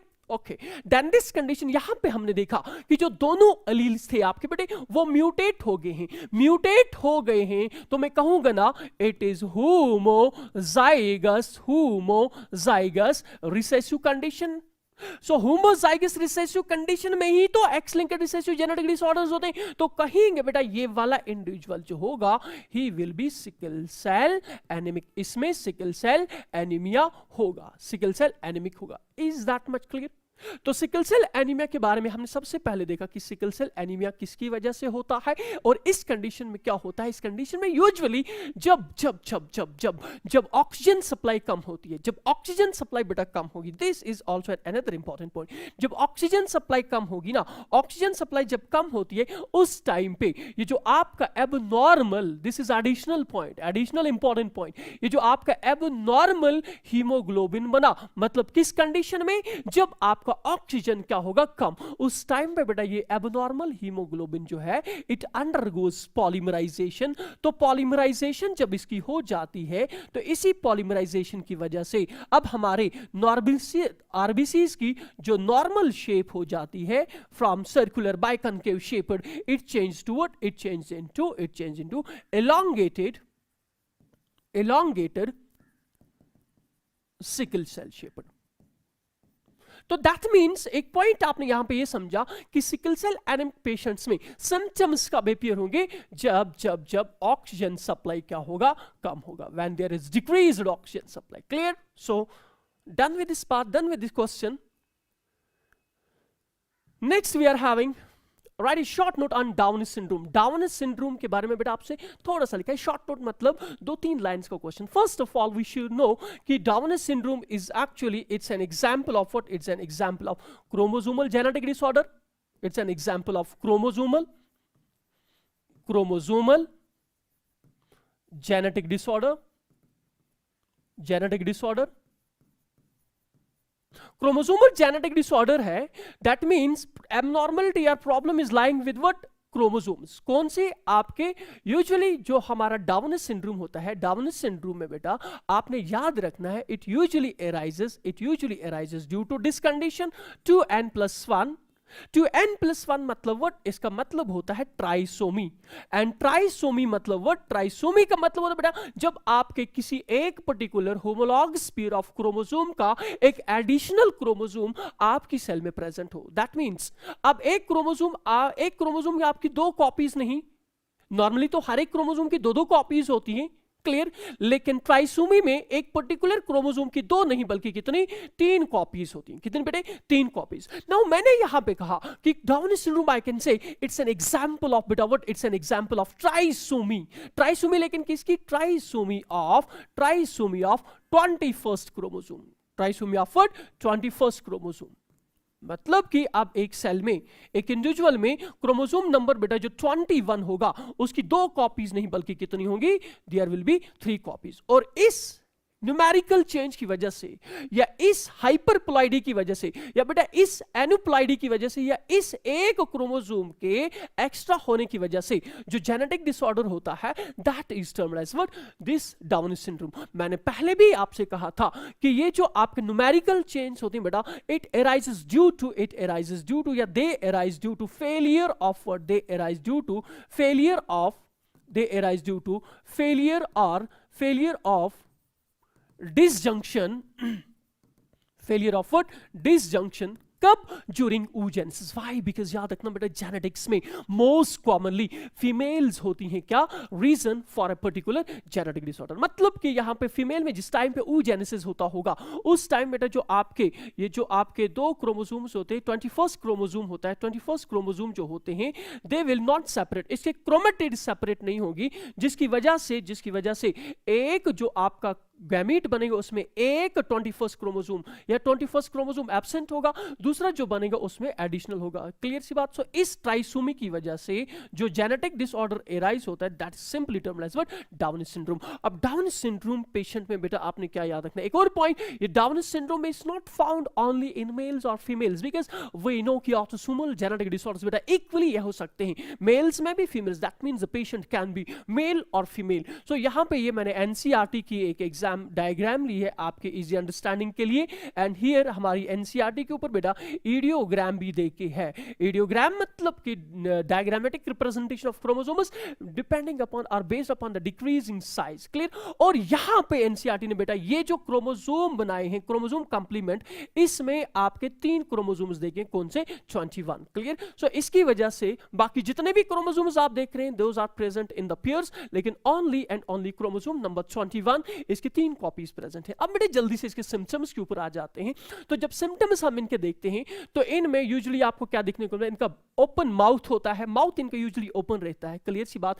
इनकी टंग जो होती है, दे हैव द प्रोट्रूडिंग टंग, मतलब जुबान थोड़ी सी बाहर निकली होती है। मोर इंपॉर्टेंटली इनकी टंग में बेटा आपको एक फ्लो दिखने को, दैट मींस डाउनिस सिंड्रोम पेशेंट में आपको कैसी दिखती है, फ्रोवर्ड टंग दिखने को मिलती है, फ्रोवर्ड टंग दिखने को मिलती है। टंग देखने को मिलती है, माउथ इनका यूजुअली ओपन होता है, क्लियर सी बात। और सबसे इंपॉर्टेंट जो आपने याद रखना है कि डाउन सिंड्रोम के पेशेंट में बेटा आपको एक कैरेक्टरिस्टिक पाल्मर क्रीज दिखने को मिलेगी जो हॉरिजॉन्टली रन करती है, जिसको कभी कभार हम सैमिनन पाल्मर क्रीज भी कहते हैं, क्लियर सी बात। सेकेंडली एनसीईआरटी ने ये भी यहां पे मेंशन किया that many loops present on the finger tips, clear सी बात। इनकी ओब्लिकली आईज होती है जिसके ऊपर आपको फोल्ड्स दिखने को मिलते हैं, एंड दिस कंडीशन इज एपिकैंथस। इस तरह की आईलिड्स को हम कहते हैं एपिकैंथस आईज होती हैं इसमें, ठीक है। फ्लैट बैक ऑफ हेड, ठीक सी बात है। ब्रॉड फेस होता है इनका, ब्रॉड फेस होता है, clear. There are what big wrinkles on the tongue, clear. And more importantly बेटा जो डाउन सिंड्रोम के पेशेंट्स होते हैं ना, इनकी डेथ होती है due to what, due to congenital heart diseases like patent ductus arteriosus, clear सी बात है। So this forms the main base जिसकी वजह से डाउन सिंड्रोम की पेशेंट्स में क्या होती है, डेथ होती है। Next we are given the P-degree analysis, clear सी बात। सो P-degree एनालिसिस एक्चुअल में है क्या? P-degree एनालिसिस बेटा देखें, जैसे हम प्लांट्स में किसी भी कैरेक्टर के इनहेरिटेंस पैटर्न को अंडरस्टैंड करने के लिए हम मोनोहाइब्रिड क्रॉस करते हैं, हम डाइहाइब्रिड क्रॉस करते हैं, हम ट्राइहाइब्रिड क्रॉस करते हैं, क्लियर सी बात। लेकिन that condition is not possible in humans. Why? The reason is that कि ह्यूमंस का एक तो लाइफ स्पेन काफी इलोंगेटेड होता है as compare to plants. So the first concept. Second concept is that कि in case of plants, because of their short lifespan, अगर हमें inheritance pattern किसी भी character की देखनी है, so we can easily trace out that. लेकिन humans में बेटा lifespan इतना elongated, तो एक character को अगर आपने इसका transmission inheritance pattern understand करना होगा, it's not going to be so much easy. So for that reason, what the scientists did, what the geneticists या molecular biologists did, they simply designed a simple technique, simple तरीका, जिसको हम क्या कहते हैं, P-degree analysis. सो P-degree analysis कहेंगे हमें simply ये एक ऐसा चार्ट होता है, the chart which is used to understand the inheritance pattern of characters,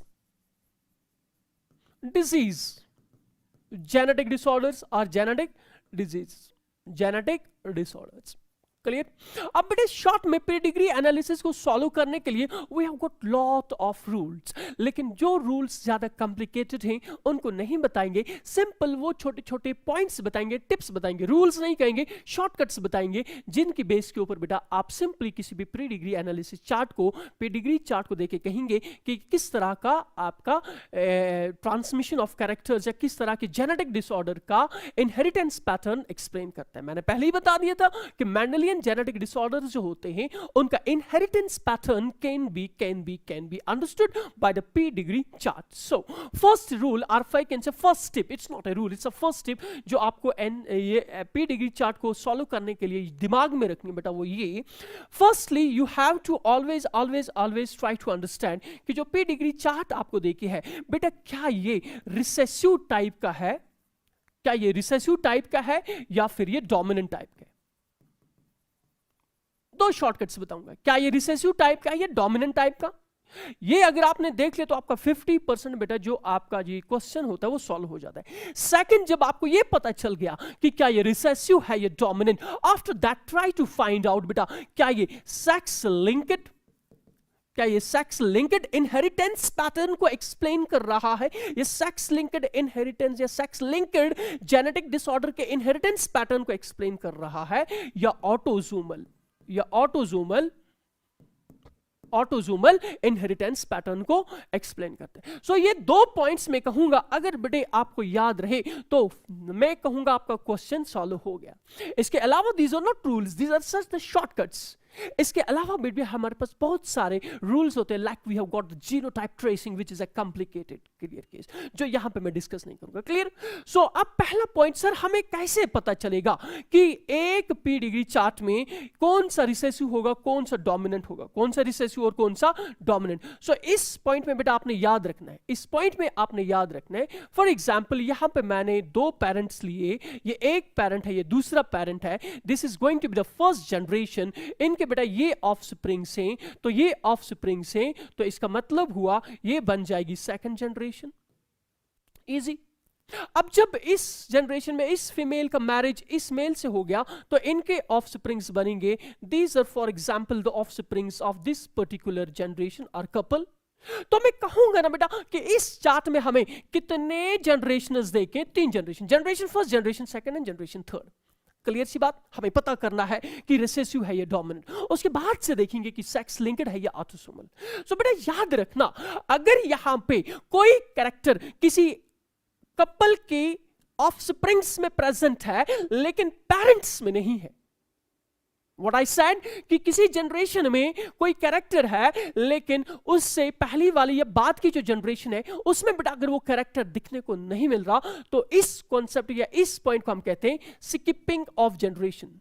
skipping of generation का मतलब ये हुआ कि एक पर्टिकुलर जनरेशन में वो कैरेक्टर बेटा प्रेजेंट होता है लेकिन नेक्स्ट जनरेशन में उस जनरेशन की जो नेक्स्ट जनरेशन थी उसमें नहीं होता। तो सिंपल सा बेटा शॉर्टकट याद रखेंगे, वो चार्ट जो होगा वो ऑलवेज बेटा आपका किस तरह का होगा, रिसेसिव टाइप का होगा। फॉर एन एग्जाम्पल यहां पे मैंने 2 पेरेंट्स लिए, लेट मी से बेटा कि इस चार्ट में आपके जो पेरेंट्स हैं वो नॉर्मल हैं लेकिन ऑफस्प्रिंग कैसे इफेक्टेड है। वाइलेंस ये जो सेकंड जनरेशन है ये कपल जो है इसमें आपका जो मेल है it's affected suffering from a particular disease, लेकिन इसकी जो थर्ड जनरेशन है, इसकी जो जनरेशन, इसकी जो पूरा जर्नी है उसमें ये कैरेक्टर एक्सप्रेस नहीं हो रहा। That means यहां पे स्किपिंग ऑफ जनरेशन बेटा प्रेजेंट है। स्किपिंग ऑफ जनरेशन मतलब कि ये कैरेक्टर इस कपल के ऑफस्प्रिंग्स में एक्सप्रेस हुआ, इसने अपना इनहेरिटेंस पैटर्न दिखाया, इसने खुद को एक्सप्रेस किया, लेकिन फर्स्ट जनरेशन में ये एक्सप्रेस नहीं हो रहा था, मतलब फर्स्ट में स्किपिंग ऑफ जनरेशन हो गया।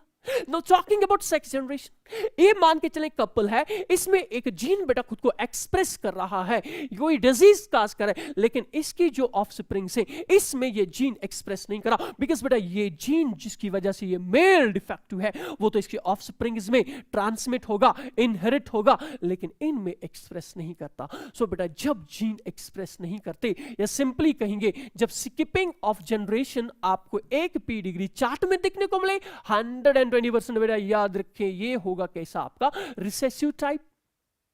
क्लियर सी बात, एक शॉर्टकट। दूसरे शॉर्टकट में कहूंगा ये मान के चलें this for an example I am having a male and here I am having a female. ये क्या है, these are what, these are the parents, these are the parents. अब इन दो का जब मैरिज हुआ, क्लियर, यहां से जो ऑफस्प्रिंग्स आए, लेट मी सी कि ये जो ऑफस्प्रिंग्स यहां से आए, ये ऑफस्प्रिंग्स इनके कुछ ऐसे होंगे। फॉर एन एग्जाम्पल पहला ऑफस्प्रिंग इनका मेल है, दूसरी बेटा इनमें फीमेल है, first is the female, second is male and third is also what, son. Clear. अब बेटा याद रखना फॉर एन एग्जाम्पल ये जो आपका मेल है, ये जो हमारा मेल है यहां पे, ये जो मेल है it is what affected, male is what affected. Similarly female यहां पे हम देखेंगे, यहां पे also this for example this daughter is also affected. तो समझे ना बात बेटा, आप यहां पे समझें बात आप यहां पे कि इस कंडीशन में ये मान के चले पहली जनरेशन है, ये सेकंड जनरेशन है, या चले एक और तरीके से दिखाऊंगा मैं यहां पे, ये मान के चले ये इसका मैरिज से, ये इसके ऑफस्प्रिंग से, 2 ही ऑफस्प्रिंग से। क्लियर सी बात। अब देख के बताएं मुझे क्या बेटा यहां पे स्किपिंग ऑफ जनरेशन है। देखिए फर्स्ट जनरेशन में आपका फादर जो है इट्स इफेक्टेड, वाइल्स मदर बेटा इट्स व्हाट नॉर्मल, लेकिन इसी की जो सेकंड जनरेशन बनी इसके ऑफस्प्रिंग्स में 3 ऑफस्प्रिंग्स में एक तो बेटा क्या है इफेक्टेड। तो मैं कहूंगा कि यहां पे skipping of generation is absent, skipping of generation is absent, मतलब कि पेरेंट्स में एक डिजीज था वो इनहेरिट हो गया इनटू ऑफस्प्रिंग्स, और इन 3 ऑफस्प्रिंग्स में एटलीस्ट बेटा one has to be affected. Clear सी बात। वाइलेंस इस कंडीशन में देखो पेरेंट्स आर बेटा व्हाट अनइफेक्टेड, सो इनके ऑफस्प्रिंग्स भी क्या है अनइफेक्टेड। तो मैं कहूंगा जैसे पेरेंट्स थे वैसे ऑफस्प्रिंग्स थे। क्लियर सी बात। यहां पे कोई डिजीज एक्सप्रेस नहीं हो रही तो इसके ऑफस्प्रिंग्स में भी डिजीज एक्सप्रेस नहीं हो रही, तो मैं कहूंगा ना बेटा कि यहां पे स्किपिंग ऑफ जनरेशन एब्सेंट है, या मैं कहूंगा जैसे पेरेंट्स से वैसे ऑफस्प्रिंग से। अगर पेरेंट्स इफेक्टेड हैं 2 में से 1 या 2 एनीथिंग कैन हैपन, यहां पे एटलीस्ट 1 हैज टू बी, 4 3 भी हो सकते हैं। क्लियर। तो यहां पे स्किपिंग ऑफ जनरेशन एब्सेंट, तो बेटा याद रखेंगे इस तरह का पीडिग्री चार्ट जो देके होता है, ऑलवेज अपने क्वेश्चंस को सॉल्व करने के लिए दिमाग में रखें, ये एक्सप्लेन करता है क्या, dominant type of pedigree analysis, किसी डोमिनेंट जेनेटिक डिसऑर्डर को एक्सप्लेन करता है। Is that much clear? तो दो पॉइंट्स आपने याद रखने, अगर किसी पीडिग्री चार्ट में आपको स्किपिंग ऑफ जनरेशन दिखने को भी, या मैं कहूंगा बेटा जैसे आपके पेरेंट्स हैं वैसे आपके ऑफस्प्रिंग्स नहीं है, बिकॉज यहां पे एक ऑफस्प्रिंग क्या है, इफेक्टेड, क्लियर। यहां पे एक पेरेंट इफेक्टेड तो ऑफस्प्रिंग सब के सब नॉर्मल हैं। तो यहां पे स्किपिंग ऑफ जनरेशन है तो कहेंगे ये किस प्रकार का बनेगा, रिसेसिव टाइप। वाइल एज यहां पे जब भी आपको स्किपिंग ऑफ जनरेशन बेटा दिखने को नहीं मिलेगी, स्किपिंग ऑफ जनरेशन एब्सेंट होगा। क्लियर सी बात, क्लियर। या जैसे पेरेंट्स वैसे ऑफस्प्रिंग्स, तो इस तरह की पीडिग्री को याद रखेंगे। This pedigree analysis actually explains the inheritance pattern of dominant genetic disorders. चलें जी जल्दी से अपने क्वेश्चंस की ओर आते हैं। पहला क्वेश्चन बेटा जो मैंने यहां पे लिया है, it's from your NCERT. NCERT the Bible of biology provided बेटे कि आप इस एनसीईआरटी को समझें। क्लियर सी बात की what is NCERT saying, not line by line, between the lines. Clear. So this is pedigree chart A and this is pedigree chart B. Clear. So देखें, this is first generation, this is second generation, sorry this is first generation, this is second generation and this one is the third generation. Clear सी बात। ये fourth generation है हमारी NCERT में बेटे से थोड़ा elongate करके है। क्लियर। तो इसको भी ऊपर ले, तो इस पेडिग्री चार्ट में we are having only what 3 generations. देखें यहां पे एक कैरेक्टर प्रेजेंट है, क्लियर सी बात। यहां पे एक कैरेक्टर प्रेजेंट है, यहां पे वो कैरेक्टर इनहेरिट हो रहा है किसमें, इनकी ऑफस्प्रिंग्स में। अभी तो हमने डोमिनेंट और रिसेसिव समझा, इसके बाद देखेंगे ऑटोसोमल या रिसेसिव। क्लियर। सो ये देखें फर्स्ट जनरेशन का फीमेल या मदर इज व्हाट इफेक्टेड, और जो इसकी ऑफस्प्रिंग है एक क्या है, इफेक्टेड। यहां पे पेरेंट्स है अनइफेक्टेड और जो इनकी ऑफस्प्रिंग है वो है अनइफेक्टेड। मतलब जैसे पेरेंट्स है वैसे ऑफस्प्रिंग्स, यहां पे बेटा जैसे पेरेंट वैसे ऑफस्प्रिंग्स। क्लियर सी बात है। तो ये पेडिग्री चार्ट जो है बेटा मैं कहूंगा कि इसमें skipping of generation, skipping of generation is what, skipping of generation is absent, skipping of generation is absent. So skipping of generation बेटा अगर एब्सेंट है तो मैं कहूंगा ना कि ये किस तरह का होगा, ये डोमिनेंट है। अभी हमें पता नहीं चला कि ये रिसेसिव है या ऑटोसोमल, लेकिन इतना तो पता चल गया ये dominant type of inheritance pattern को एक्सप्लेन कर रहा है। सेम बेटा नेक्स्ट देखते हैं। देखो यहां पे अगर आप देखेंगे दिस इज व्हाट, ये फर्स्ट जनरेशन है, फर्स्ट जनरेशन में अनइफेक्टेड, लेकिन इनकी जो सेकंड जनरेशन बनी इसमें एक इंडिविजुअल इज व्हाट इफेक्टेड। ये देखें बेटा पेरेंट्स अनइफेक्टेड लेकिन ऑफस्प्रिंग्स क्या है आपके यहां पे इफेक्टेड दिए गए हैं। क्लियर सी बात। सो इसमें हम कहेंगे कि सर यहां पे skipping of generation is present. So skipping of generation बेटा अगर प्रेजेंट है ये रिसेसिव बन जाएगा कि डोमिनेंट बन जाएगा, स्किपिंग ऑफ जनरेशन है तो मैं कहूंगा it is recessive. It explains what? Inheritance of what? A recessive trait or recessive genetic disorder. अब नेक्स्ट बेटा आपने याद रखना है कि मैंने अभी आपसे कहा था कि पेडिग्री चार्ट को एनालाइज करने के लिए आपने 2 पॉइंट्स का, पहले या तो रिसेसिव है या डोमिनेंट पता करना है, second is next you have to find out कि क्या ये sex linked pattern of inheritance को एक्सप्लेन कर रहा है या ऑटोसोमल को। इसको बेटा सॉल्व करने के लिए बस एक चीज याद रखना, ये मान के चले एक पेरेंट है, मेल है, ये मेल है बेटा, ये मेल है, क्लियर सी बात मेल है, और यहां पे मैं ये एक इसकी डॉटर लूंगा, ये मैंने यहां पे इसकी डॉटर ली, क्लियर सी बात। If male is affected, if male is affected, if male is what? Affected, if male is affected, मैंने कहा if father is affected, father is what? Affected. अगर इस father affected है, अगर इस father की बेटा daughter भी affected हुई, मतलब What does this mean? इसका मतलब ये हुआ कि फादर जो था ये अपना जो ये डिजीज काजिंग जीन है ये इनहेरिट कर रहा है किसमें, into it is daughter. So when father is affected और इस इफेक्टेड फादर की जो डॉटर है, daughter is also what affected, daughter is also what affected. So इस तरह की इनहेरिटेंस पैटर्न को आई मीन से father to a daughter. Sir आपने मदर क्यों नहीं लिया? बिकॉज बेटा मदर जो होती है, अगर हम सेक्स लिंक्ड जेनेटिक डिसऑर्डर्स की बात करें, डोमिनेंट वाले की या रिसेसिव की बात नहीं कर रहे, सेक्स लिंक्ड की बात करें, वो बेटा अपना एक्स क्रोमोसोम जो है वो इक्वली इनहेरिट करती है अपने डॉटर्स में भी सन्स में भी, क्लियर। लेकिन फादर जो है वो अपना एक्स क्रोमोसोम बेटा इनहेरिट करता ओनली डॉटर। सो याद रखना अगर फादर बेटा इफेक्टेड होगा, डॉटर भी अगर इफेक्टेड दिखने को मिली, सो इस तरह की इनहेरिटेंस पैटर्न को हम कहते हैं क्रिस क्रॉस इनहेरिटेंस। और जहां पे भी आपको पेडिग्री एनालिसिस में इस तरह का इनहेरिटेंस पैटर्न चाहे एक ही दिखने को मिले तो 100% बेटे याद रखना, वो वाला पेडिग्री एनालिसिस जो होगा वो आपको एक्सप्लेन कर रहा है inheritance of a sex linked trait. Clear सी बात। चलिए अभी अपने क्वेश्चन के ऊपर आते हैं। हमने अपने क्वेश्चन में बेटा ये तो देख लिया कि ये डोमिनेंट वाला है, ये रिसेसिव वाला है। क्लियर सी बात। Now let's try to find out क्या ये ऑटोसोमल है या रिसेसिव। देखिए बेटा यहां पे कहीं पे भी आपको क्रिस क्रॉस इनहेरिटेंस दिखने को नहीं मिली। That means criss cross inheritance pattern दिखने को नहीं मिली। आई मीन से डैड से डॉटर में कैरेक्टर या डिजीज इनहेरिट नहीं हो रहा। क्लियर सी बात। तो याद रखना ये होती है ऑटोसोमल। So ये पेडिग्री एनालिसिस ए जो है इट्स एक्चुअली बेटा explaining the inheritance pattern of A autosomal genetic disorder. Violence ये वाली पैटर्न ऑफ इनहेरिटेंस अगर आप देखेंगे यहां पे भी बेटा आपको Chris cross inheritance means father अगर इफेक्टेड है, इसकी डॉटर भी इफेक्टेड है, क्रिस क्रॉस इनहेरिटेंस। सो क्रिस क्रॉस इनहेरिटेंस नहीं है तो ये वाला भी बेटा बन जाएगा ऑटोसोमल, लेकिन ऑटोसोमल है तो रिसेसिव। सो ये वाला पेडिग्री एनालिसिस बेटा चार्ट एक्सप्लेन कर रहा है inheritance pattern of A autosomal recessive genetic disorder, and this is explaining what autosomal dominant genetic disorder. Got my point? चलें जी next example की ओर आते हैं। next example जो हमें यहाँ पे दे के है that's this one.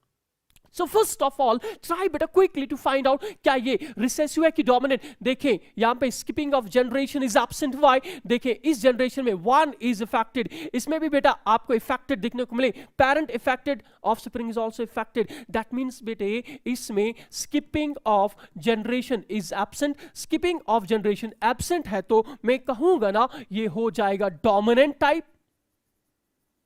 ये चार्ट जो it's explaining the inheritance pattern of a dominant trait. Now let's try to find out कि क्या ये आपका सेक्स लिंक्ड है कि ऑटोसोमल। देखें बेटा यहाँ पे फोकस करें क्रिस क्रॉस इनहेरिटेंस, मैंने कहा था डैड टू डॉटर। देखें यहाँ पे mother is affected, it's equally expressing बेटा, it's equally transmitting its gene into daughters and sons. और यहाँ पे सन भी इफेक्टेड, डॉटर भी, मतलब यहाँ पे इनहेरिटेंस पैटर्न की बात नहीं करेंगे।